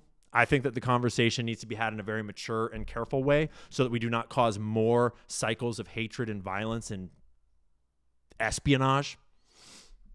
But I certainly think we need to get it under control. And I don't have the solution for how to do it. All I know how to do is read and talk. So I'm reading and I'm talking. And I don't know if you're reading some other shit, but it sure seems like all these Zionist influencers are reading some other shit. Or maybe they just don't read at all and they just blech. Because the checks will come either way. Or rather, they'll only come that one way. So that's the end of our disclaimers. And that's the end of our session. That's the end of our talk for tonight. I had to be on a roll, so I haven't really even looked at your chat all night long. But let's bring back up your chat. Let's bring back up the homies. And let's get ready to wrap this show up. We're going to play the outro, and then we're going to turn on, we'll be right back. We're going to turn on some music. We'll read some super chats. We'll hang out before we finish the night for real. I'll see you right on the other side of this. Conspiracy theories are entering a dangerous Information is the oxygen of the democracy. There's so much evidence out there that even if less than 1% is true, that would be enough to collapse the current paradigm and change the whole planet.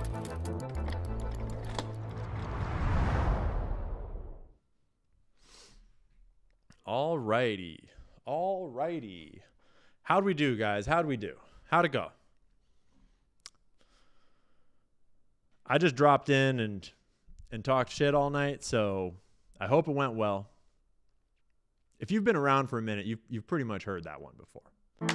But it just felt like we needed to talk it back through. For all the newbies, for everyone that hasn't been here. Because Epstein is out and it's time. Now, let me turn our music down a little bit. I'll hang with y'all in the regular chat for a minute. I'll check out the regular YouTube chat too. And then we'll get into supers here in a second. How you doing, chat? How you doing? Yeah, we got some shills in the chat. Yeah, I'm fake. I'm controlled opposition. I mean, if you have a different opinion, that's cool. I don't care. Shout your opinion. Join the conversation. Build a platform. Get involved.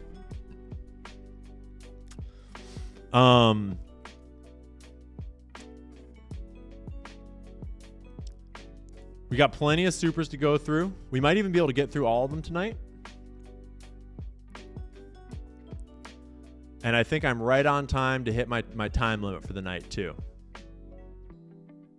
It's a deep rabbit hole. You might even call it a rabbi hole. What am I sipping on? That's energy drink from earlier today. And I've got a Waterloo. Some nights I'll drink like a cider or something with you, but tonight we were trying to get lasered in on it. Mad as hell, huh? Yeah, I understand the anger. I understand the outrage for sure. I get it. I'm pretty outraged too, honestly. I'm mostly just tired of it. I'm mostly just tired of my free speech being restricted. Because one of the main talking points is like, why don't you talk about all the other genocides? Like, why don't you talk about Muslims taking over the world? It's like, well, yeah, like the genocide that's happening in Sudan is fucked. It's super fucked up. And it's tied to one of these Arab nations that is smuggling gold and developing this weird supremacy and is doing all these sketchy things in the UAE, if you don't know about it. There's still a lot I need to learn about it. But I'm not having my free speech restricted on behalf of those motherfuckers. And the last I checked, my government wasn't full of them advocating in my government on behalf of them. That's Israel. And we all know that that's Israel. And that's why we're talking about Israel. If y'all weren't here trying to control our country, trying to control our thoughts and our speech, we wouldn't be talking about it. Y'all started this. When homeboy walked into the White House 17 times and diddled kids. So, right? Yeah, UAE propped up by Izzy. I wouldn't be surprised. I don't know. I would not be surprised. Fuck me and my anti-Semitism. I mean, you can call me one all you want. I genuinely hold no hatred towards Jews. Honestly, I feel bad for Jews. Like, Jews are caught in the middle of this fucked up thing that they didn't ask for. And there's a bunch of Jews that want nothing to do with it. A bunch of Jews are actually the most vocal critics of Israel, and they take the most arrows from their own people for calling out what this is. But whoever it is that's trafficking kids, sorry, you're not the good guys. And like, it's not my fault that y'all can't read. We had more than enough evidence the day that these books came out to know what was going on. And y'all just didn't want to read them. Hundreds and hundreds and hundreds of citations. Very high quality. Not controversial. Not complicated. But now we've got emails and we've got flight logs and we've got photos and we've got diaries. We got all kinds of shit. So it's just like the more that the Zionist crowd tries the same Hasbara, tries the same name calling, the same tired anti-Semitism screeching, it actually just makes it more and more obvious the control tactics and more obvious just how much influence in the media and the finance and the government they really do have. Like, the narrative is in a death spiral. Sorry. What book was that? That book is One Nation Under Blackmail, and it is the quintessential story of Jeffrey Epstein. This is the story of how organized crime in America grew to the state that it is. This was the first half of our presentation, basically, but in a lot more depth. And this is the story of Jeffrey Epstein and how he inherited those networks, moved into those networks, grew through those networks, and then evolved towards the digital age. And now we're living in the digital age post-Epstein that he very much was integral in setting up. People like Peter Thiel, who's in all these emails quite a bit. So buy them, read them. They're very dense. They're very dense. I've read them like 3 times plus. Now I'm at the point where I'll just open them before bed and just read it until I fall asleep from whatever page I want, because it's all bangers and it's all super complex, but it gets more and more understandable every read, and it's really interesting. So how do you download the network map file that I created so you can read it for yourself? So the thing about Obsidian is that it doesn't really have share features that work, and I've tried many times. But the thing about Obsidian is that I've wanted a better version for ages. And my buddy started building it yesterday. And he like kind of almost like, he's basically made something better than Obsidian in one day. And we got really into the idea. And it's super effing cool. And our plan is to make the better research tool better than Obsidian, build in all these other features, and then to share it with everybody. And it's going to change the effing game. I cannot wait to show it to you and share it with you. We've got the coolest name ever. It's going to be so fucking cool. And we're just going to give it out so that anyone can use it, because it will change the game. Honestly, we probably won't even charge for the basic version, because the way it's designed, so it came out of these files, these email files, where we have all these emails that are impossible to navigate. They're impossible to analyze. And most people don't have any way to actually look through them. So we need like an AI tool that can like scrape them all, scrub them all, organize them all, and then like put them all in one place that we can work with. And I was doing that for myself. And then he was like, dude, I should build that better. And he started building that, and he got really carried away. And then we put our heads together, and a couple of us all thought like, oh, this could get really good. And so actually the base tool, part of the key is that you shouldn't have to be uploading to the internet, because that's scary. And so like if you have a bunch of documents that you want to analyze and put into here and like pin here on your board, I don't want you to have to upload that to like a cloud or something and have to worry about your security and about your network and all that shit. So it's actually a local thing that runs on your own PC, and doesn't take a bunch of like money or hosting or anything. And so like we're just going to probably give it out for free. And we might make a more advanced version that maybe costs a little bit of money to support it, but no, it's just going to be so freaking cool that we're just going to give it out because it's freaking awesome. And I got to play with one little version of it today, but like give it a week or two and you'll start to see it. You'll start to see me using it in my videos, and then you'll start to see other homies using it, and then you'll get to use it too. So I'm super stoked on that. Not gonna give away the whole roadmap yet, but power to the people, baby. Because information is power to the people. That's what my shit's all about. And like, I'm not necessarily right about everything, but I'm just doing my best to learn and to share information. And hopefully then y'all take that information, think for yourself, do your own research, and come to your own conclusions. And maybe you push the line more than me. Maybe you figure out things that I don't know, right? And collectively, we all put it together, right? So yeah, power to the people. People are waking up. We're done with this shit. It's not like an AI, but it does have AI capabilities built into it, and they're fucking awesome. Like, so cool. Like, the ability to read and analyze and source 7,000 documents all at once is really cool. But then to still source back to the original file so that you can double check it and have the original file and paste it on your pin board. And be like, hey, find me all the emails that have Ehud Barak's name in them and paste them on my pin board. And then let's draw some connections. Right? How revolutionary would that be? And then start to think about all the things you could do with that. And if anyone wants to take my idea and beat me to it, be my guest. Mine's going to be cooler, but I'm happy for y'all to build it too.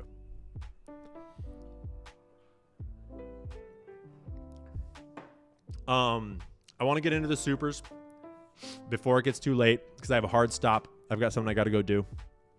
So we're going to pop into the supers here. And I'm going to get through as many as I can. And if you're new to this channel, Obviously, the supers are on YouTube. If you're on Twitch, I appreciate you subbing. I appreciate your support on Twitch. Twitch is where we do more frequent, like low-key streams on all sorts of topics. I'll do streams while I'm like researching live. I'll do streams where we're hanging out, discussing what I just found out. It's like the breaking stuff. It's a lot of fun. So if you want to be in more streams with us, jump over to Twitch and sub over there. YouTube, I try to do these more curated, like monologue streams. I aspire to be as good as Candace Owens at that shit. But I got years I got to practice. So we're practicing. Gigi's over there on the floor chewing on her bone, having a grand old time.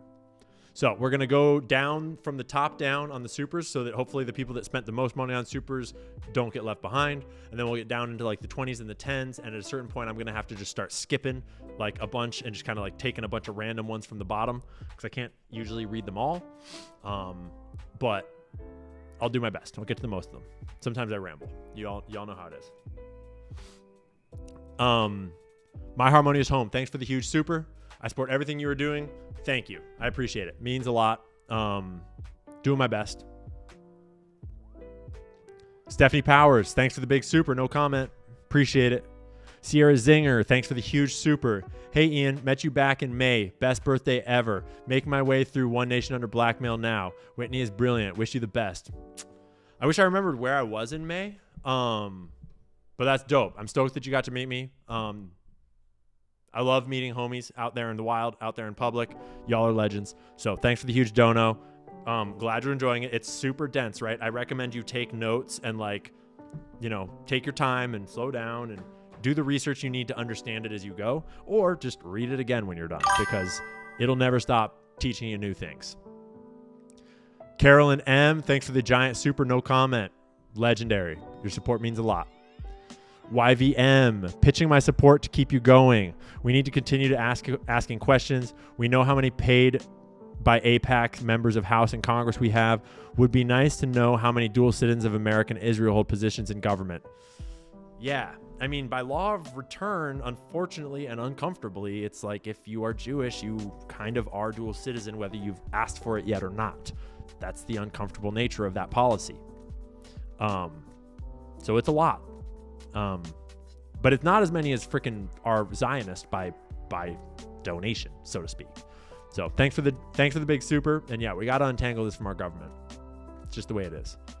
Techie Head, $20. Thank you. Dare you to search your license plate on trends or other personal identifying details. See where searches are coming from. Use a custom date range for best results. That's an interesting thought. I have not thought of that. Let's do it live on stream. I'll probably do that someday. That's neat. I mean, I'm sure I'm being surveilled. I'm sure that I'm being tracked in various forms and people are watching. That's fine. Come at me, bro. I'm just a guy. But also I do take precautions.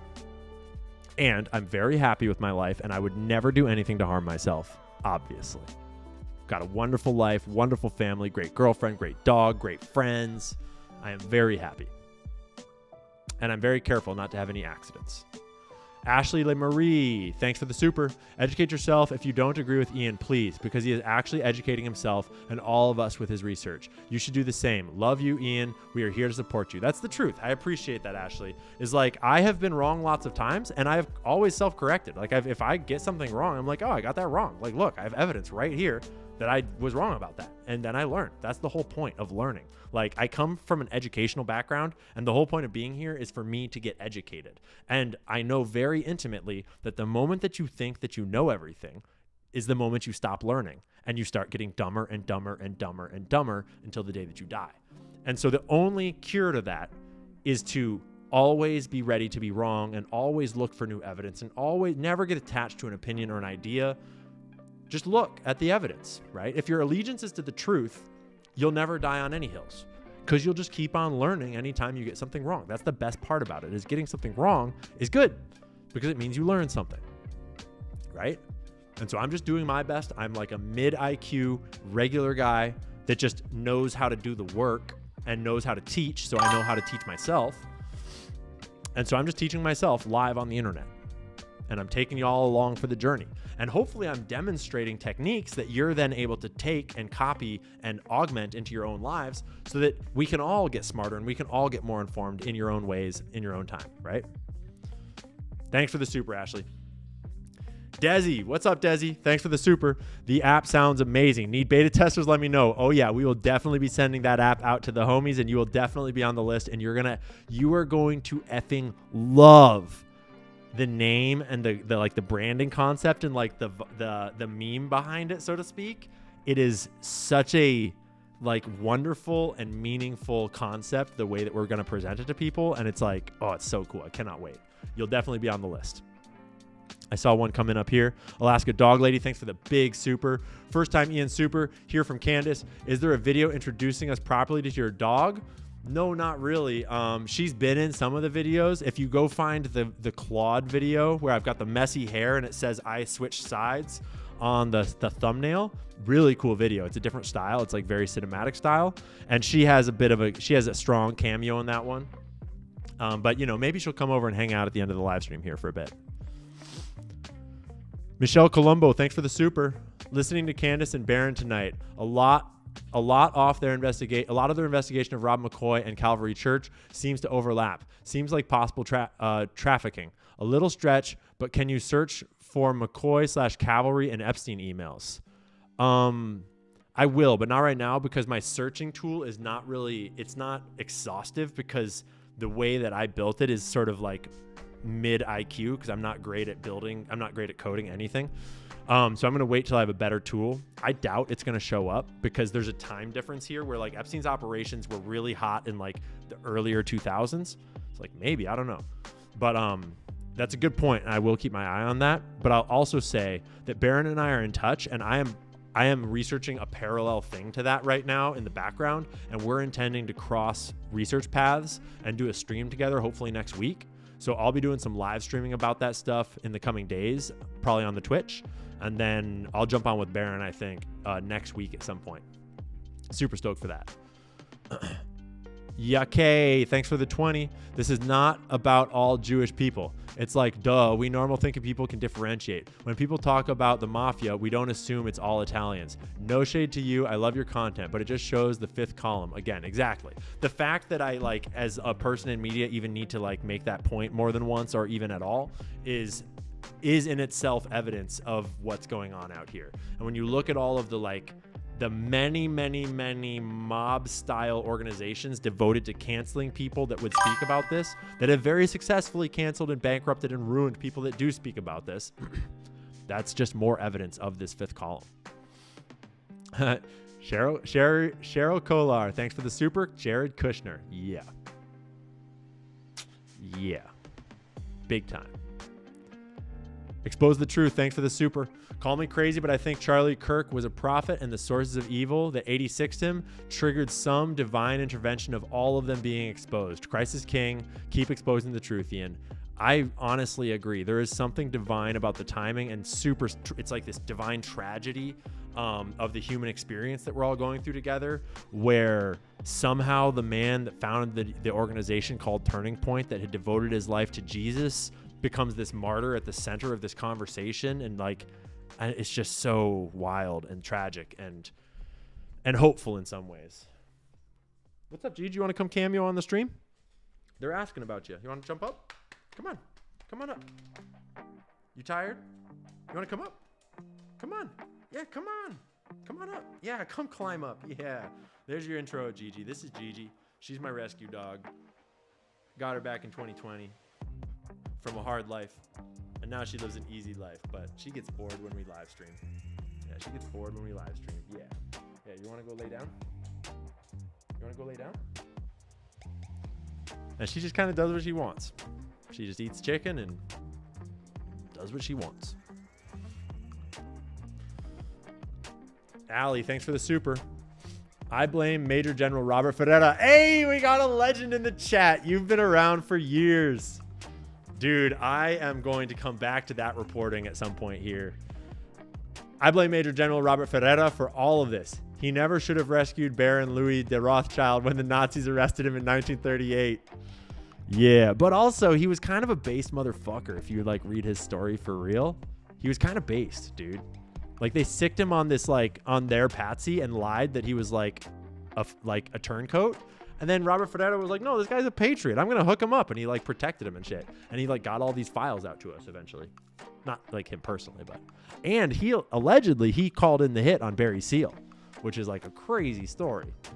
Watch American Made, overlay that story, and it's like, whoa. And that's not even to mention what he apparently did to Manuel Noriega and his testicles. A lot of inside baseball if y'all haven't been around long enough. If you scroll back far enough on the YouTube feed, there is a live stream from way back in the day about the CIA's black budget bank accounts that span the globe and who was smuggling heroin back in the 70s. You'll get to see the original live stream, like back when I first bought my camera. The Green-Eyed Girl, thanks for the super. Ian, you're digging great work. Don't stop. First time I've been able to tune in live for Free Speech Friday, and it's excellent. Hope to get my pod up to your level and work with you in the future. That's the spirit. Make content, do your own work, build your own thing, improve, practice. In the future, totally. That'd be sick if we worked together. I've not seen your shit in the past, but now I'll look for it. Thanks for tuning in. It is fun to hang out live, isn't it? Emily Duchesne, 606. Thanks for the super. What do Jacob Wallenberg, Nicholas Kristoff, David M. Rubenstein, Lawrence D. Fink, Jean-Claude Trichet, and Jean Charest, former leader of my province, have in common? All on the last Trilateral Commission membership list. Yeah, these are globalist organizations, these think tanks and like summits and groups and stuff. They are definitely a network of global control, and it's like the old school tinfoil is still very relevant today, although it's evolved into new methods and means, but it's all still the same game. Woofy548, thank you. Check out Sean Ryan's post about UVU and TPUSA security text exchange. I'll look for that. I actually might know what you're talking about them like actively not working with the local law enforcement to secure the area. Ashley Lemaire, 1776, thank you. Love you, Ian. You're amazing, and we all love your bro. Thank you. Doing my best. Always here to support you. Thank you. Appreciate it. It means a lot because who knows where this is going to go. Who knows if they're going to kick me off of a platform or not. If they do, we'll jump to the next one.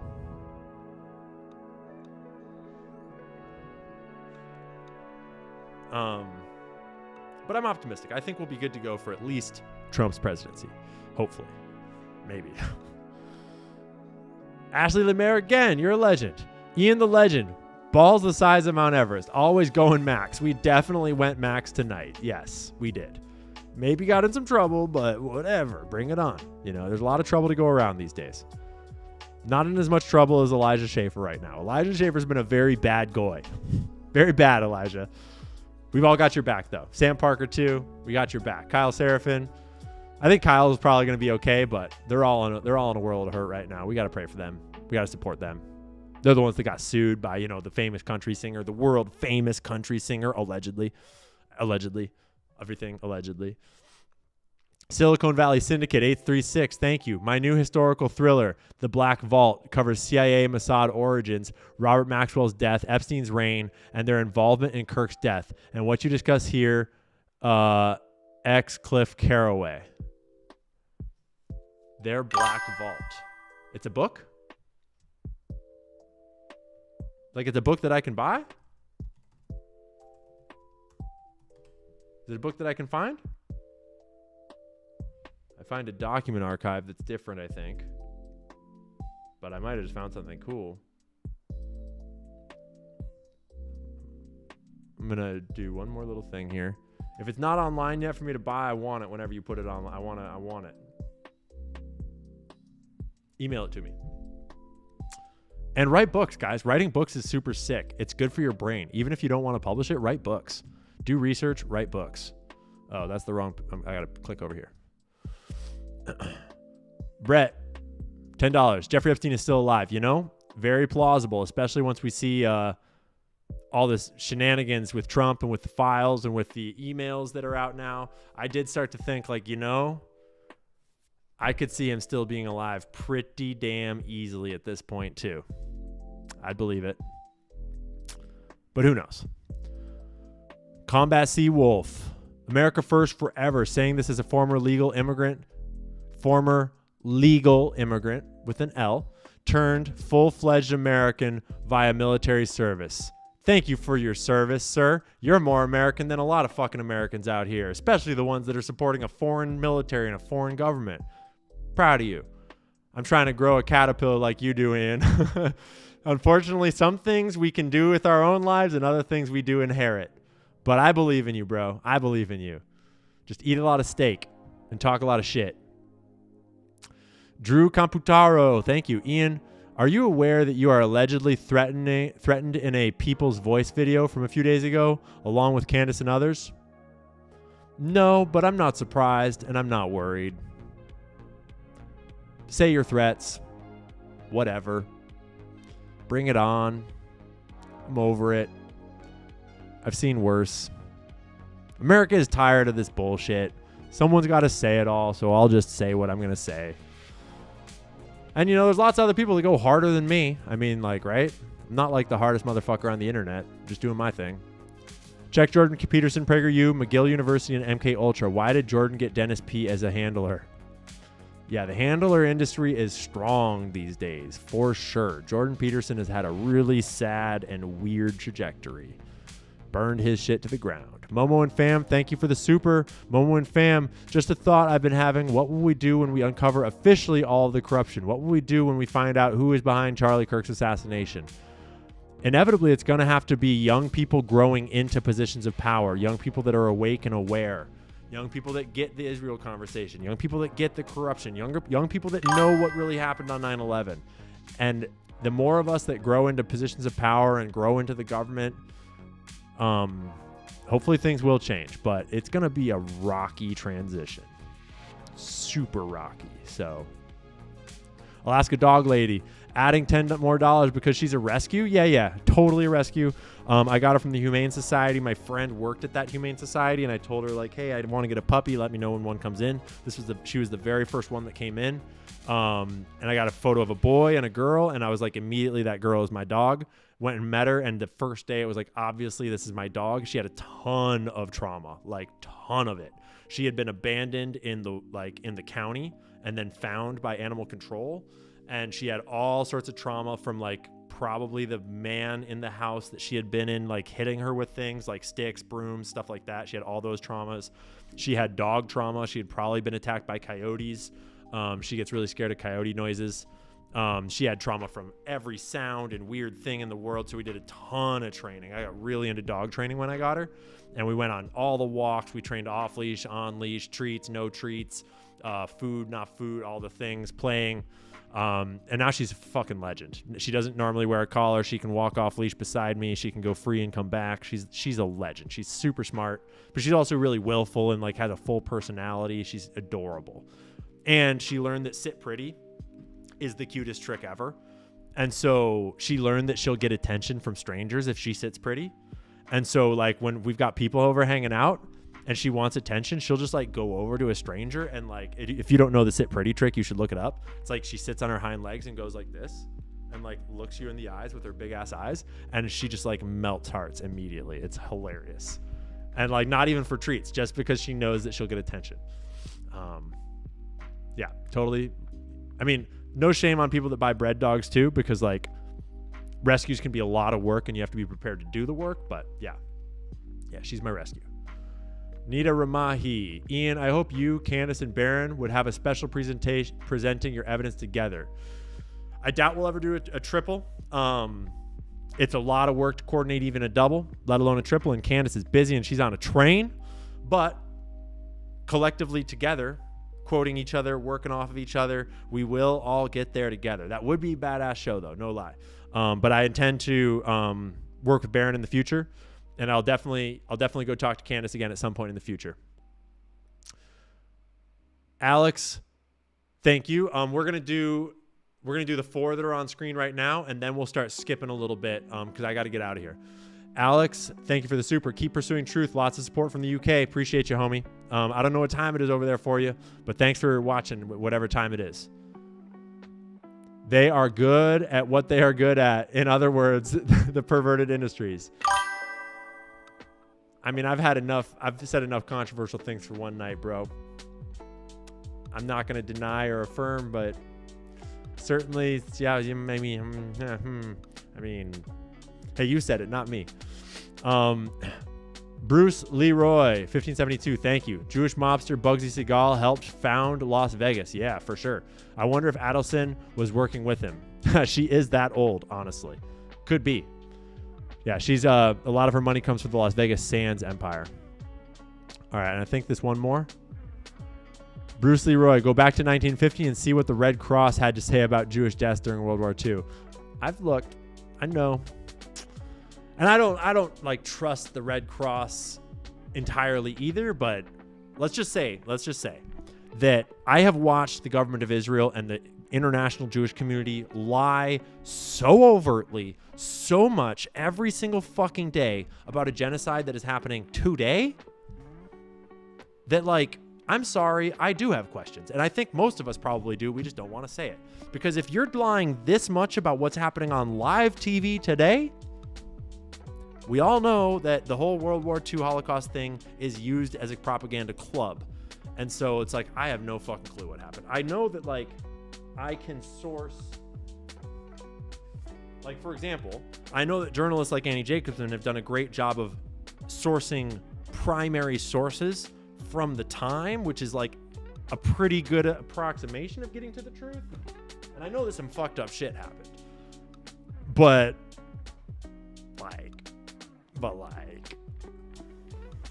don't lie. Do not lie, because you devalue what is true. And now no one fucking knows what's true, and it's not our fault, because we're here trying to get to the truth. At least I am. I'm not the one fucking lying about everything, so that's all I'll say. Bruce Leroy, go back to 1950. You already said that. And last one, Despicable Country, love your channel. I appreciate you. I'm going to scroll. Oh, cool. We just got a couple at the bottom here. So I'll just rapid fire these guys. I'll get them all. Maybe. The Founder Press. There's another pastor we need to look at. Marine connection. And he's running for governor. Part of Charlie's Circle. I did a vid. Ooh, interesting. The Founders Press. I'll have to go look your shit up. Right on, bro. Sorry I'm late. Candace just ended. I hope I brought some friends with me. I'll be watching 1.5x speed. Hell yeah. You can always rewind too. Thanks for being here. Danker probably followed the German who went to San Diego first in the 1800s. I don't actually know what you're referencing, but I appreciate you. Danker, so much money laundering in music. You can charge whatever you want for sound. Exactly. Yeah. Music and film. Classic money laundering. Partying. All of it.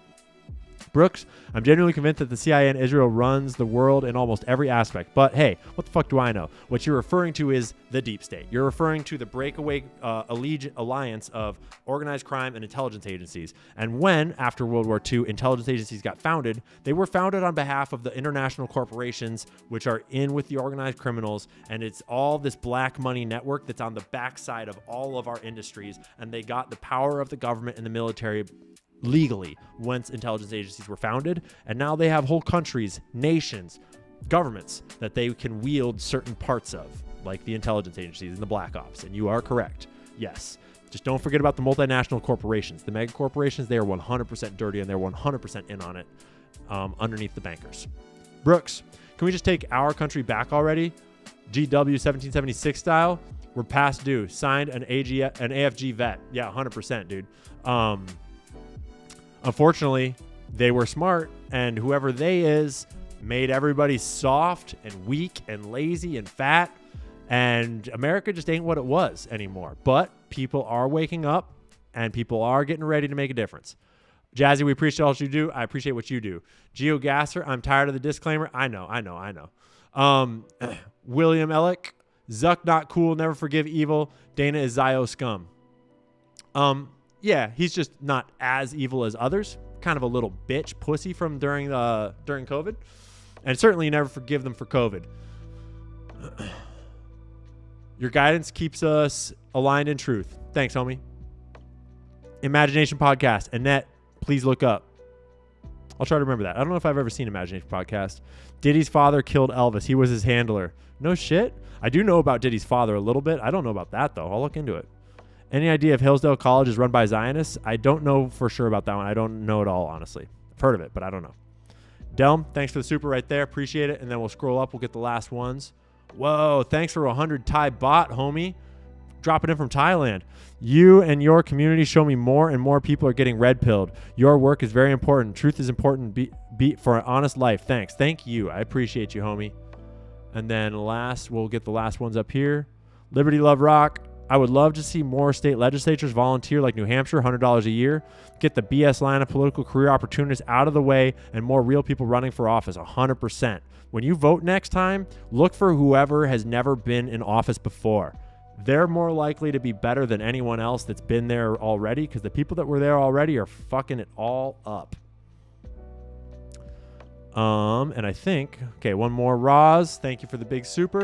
Look into Sigmund Cohn and Moritz Cohn, Roy Cohn's family. Birkat Konahim hands on gravestones. Look into his mother's family name, Marcus, as well. He also hated the Bolsheviks. Roy Cohn is a super interesting figure. I have not looked into his parents at all. There's not nearly as much out there about them, but that's interesting. Next time I'm looking at him, I will look. Techie Head, thank you. Did you realize that one of CK's kids is named Gigi? I did, actually. Yes, I did know that. Gigi is actually short for something else. Gigi is her nickname so that I don't overuse her real name when I'm just talking to her for fun. So I reserve her like full name for when she has to listen to me for a command. And it is a brilliant strategy. And I highly recommend dog owners do that, where you have a command name and then you have a nickname version of it that you just throw around like crazy. And then you don't even have to tell all the regular people that come over to your house the command name so they don't devalue the real name. Because words only have power if you use them intentionally. Zionists. Thank you, Ian. Continue to turn the volume up. Yeah, we definitely got turned up tonight. Hey, Ian, respect you from the land of sand. All the best. Thanks, homie. I appreciate you. Is that Saudi Arabian rupees or something like that? That's legit, dog. Y'all got a lot of corruption in your government too, but I bet you're all beautiful people also. Thanks, homie. Appreciate it. Thanks for tuning in. Whoever you are. Hanya Lababedi. Sorry for butchering your name, homie. Cool. And that's all them supers. Don't throw any more in. Don't throw any more in. I'm not going to read them after this one. Their Black Vault is available for sale. However, being shadow banned, check my X account for where to get. Cliff Caraway. Cool. I'll drop that in here so I can look later. Thanks, homie. X.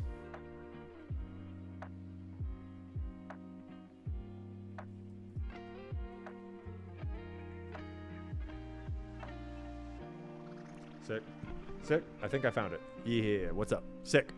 Cool. Right on, team. Oh, wrong click. Click. Cool. All right. That's us. That's us for the night. 8:25. I'm like right on the dot for when we were supposed to wrap this up. Killing it. Doing good. It is Rial, not rupee. Correcto. See, I do not know everything. Far from it. But I am working on learning a lot more about global geopolitics and like the unique nature of each individual nation abroad. Infinite shit to learn about other cultures and other places. Lockstep put in $2 to say have Nick Fuentes on, please. Way half. I am totally open to that, and I did hit Nick up about it. He is super busy and he's super tired. He's been traveling like fucking crazy. But we will do that at some point, probably in the early next year or something like that. I don't want to pin him down. He didn't make any commitments, and I totally understand. But I definitely reached out to him and was like, hey, you're killing the game. Let's have a cool conversation. He's killing it. Yeah, 100%. And he's one where I'm fucking over the disclaimers. Y'all know the disclaimers. Fuck that shit. He's killing it. It's important to mention that I don't really like bring people on very often because the technology of doing so is kind of complex. You can do it virtual, not super complicated, but like good conversation is important to have in person. And I aspire to be able to have people on in person in the future. But I also plan to use my Twitch channel to do more digital conversations with just like kind of all sorts of homies popping in and out. So that will be in the future at some point. We are definitely, neither of us are averse to it. And it'd be a really interesting conversation, I think. I would dig it. I would learn a lot from Nick, 100%. I just saw something that was a good thing to respond to, but I forget where it was. Oh, are we on tomorrow? Probably.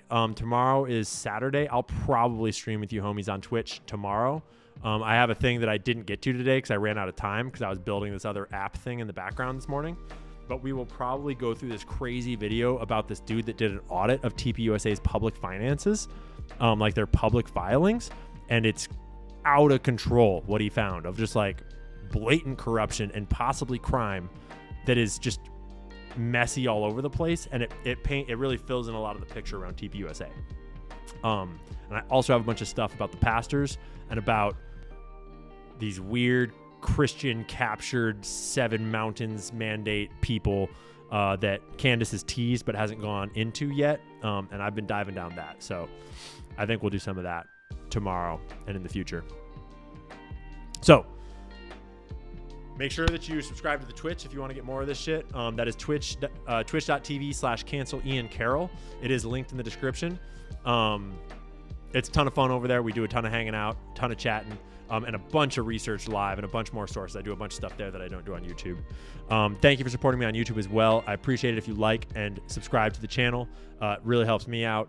And I know you had a good time. I know you had fun. If you're still here, I know you had fun, guys. Don't even front on me.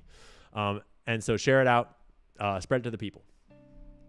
In closing, as we always do, it's important to remember that changing the world starts by changing yourself. America is made of Americans. The world is made of all of us. And so wherever you are in the world, wherever you are in America, the first thing you got to do is take care of yourself and make yourself a better person. Because if you're being a lazy piece of shit, if you're not being your best, if you're not right with God, if you're not living your best life or trying your hardest to get there, then who are you to call anyone else out? Like, who are you to tell the country that we're not good enough if you're part of the problem, right? Making jokes about Dave Smith's channel's name. I got to talk to Dave again, too. That was a lot of fun. I love Dave. So do something for yourself tomorrow.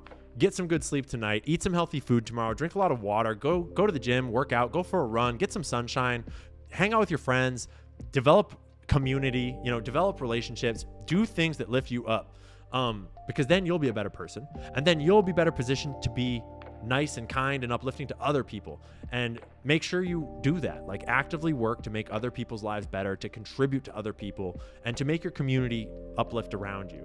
And with that, we will hopefully slowly all together kind of raise our own selves up and raise our whole world up, raise our whole country up out of this fucking mess.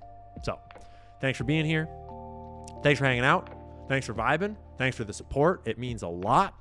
I love my life, and I would never do anything to harm it or myself at all. And that was Free Speech Friday. I'll see you for the next one. Conspiracy theories are entering a dangerous Information is the oxygen of the democracy. There's so much evidence out there that even if less than 1% is true, that would be enough to collapse the current paradigm and change the whole planet.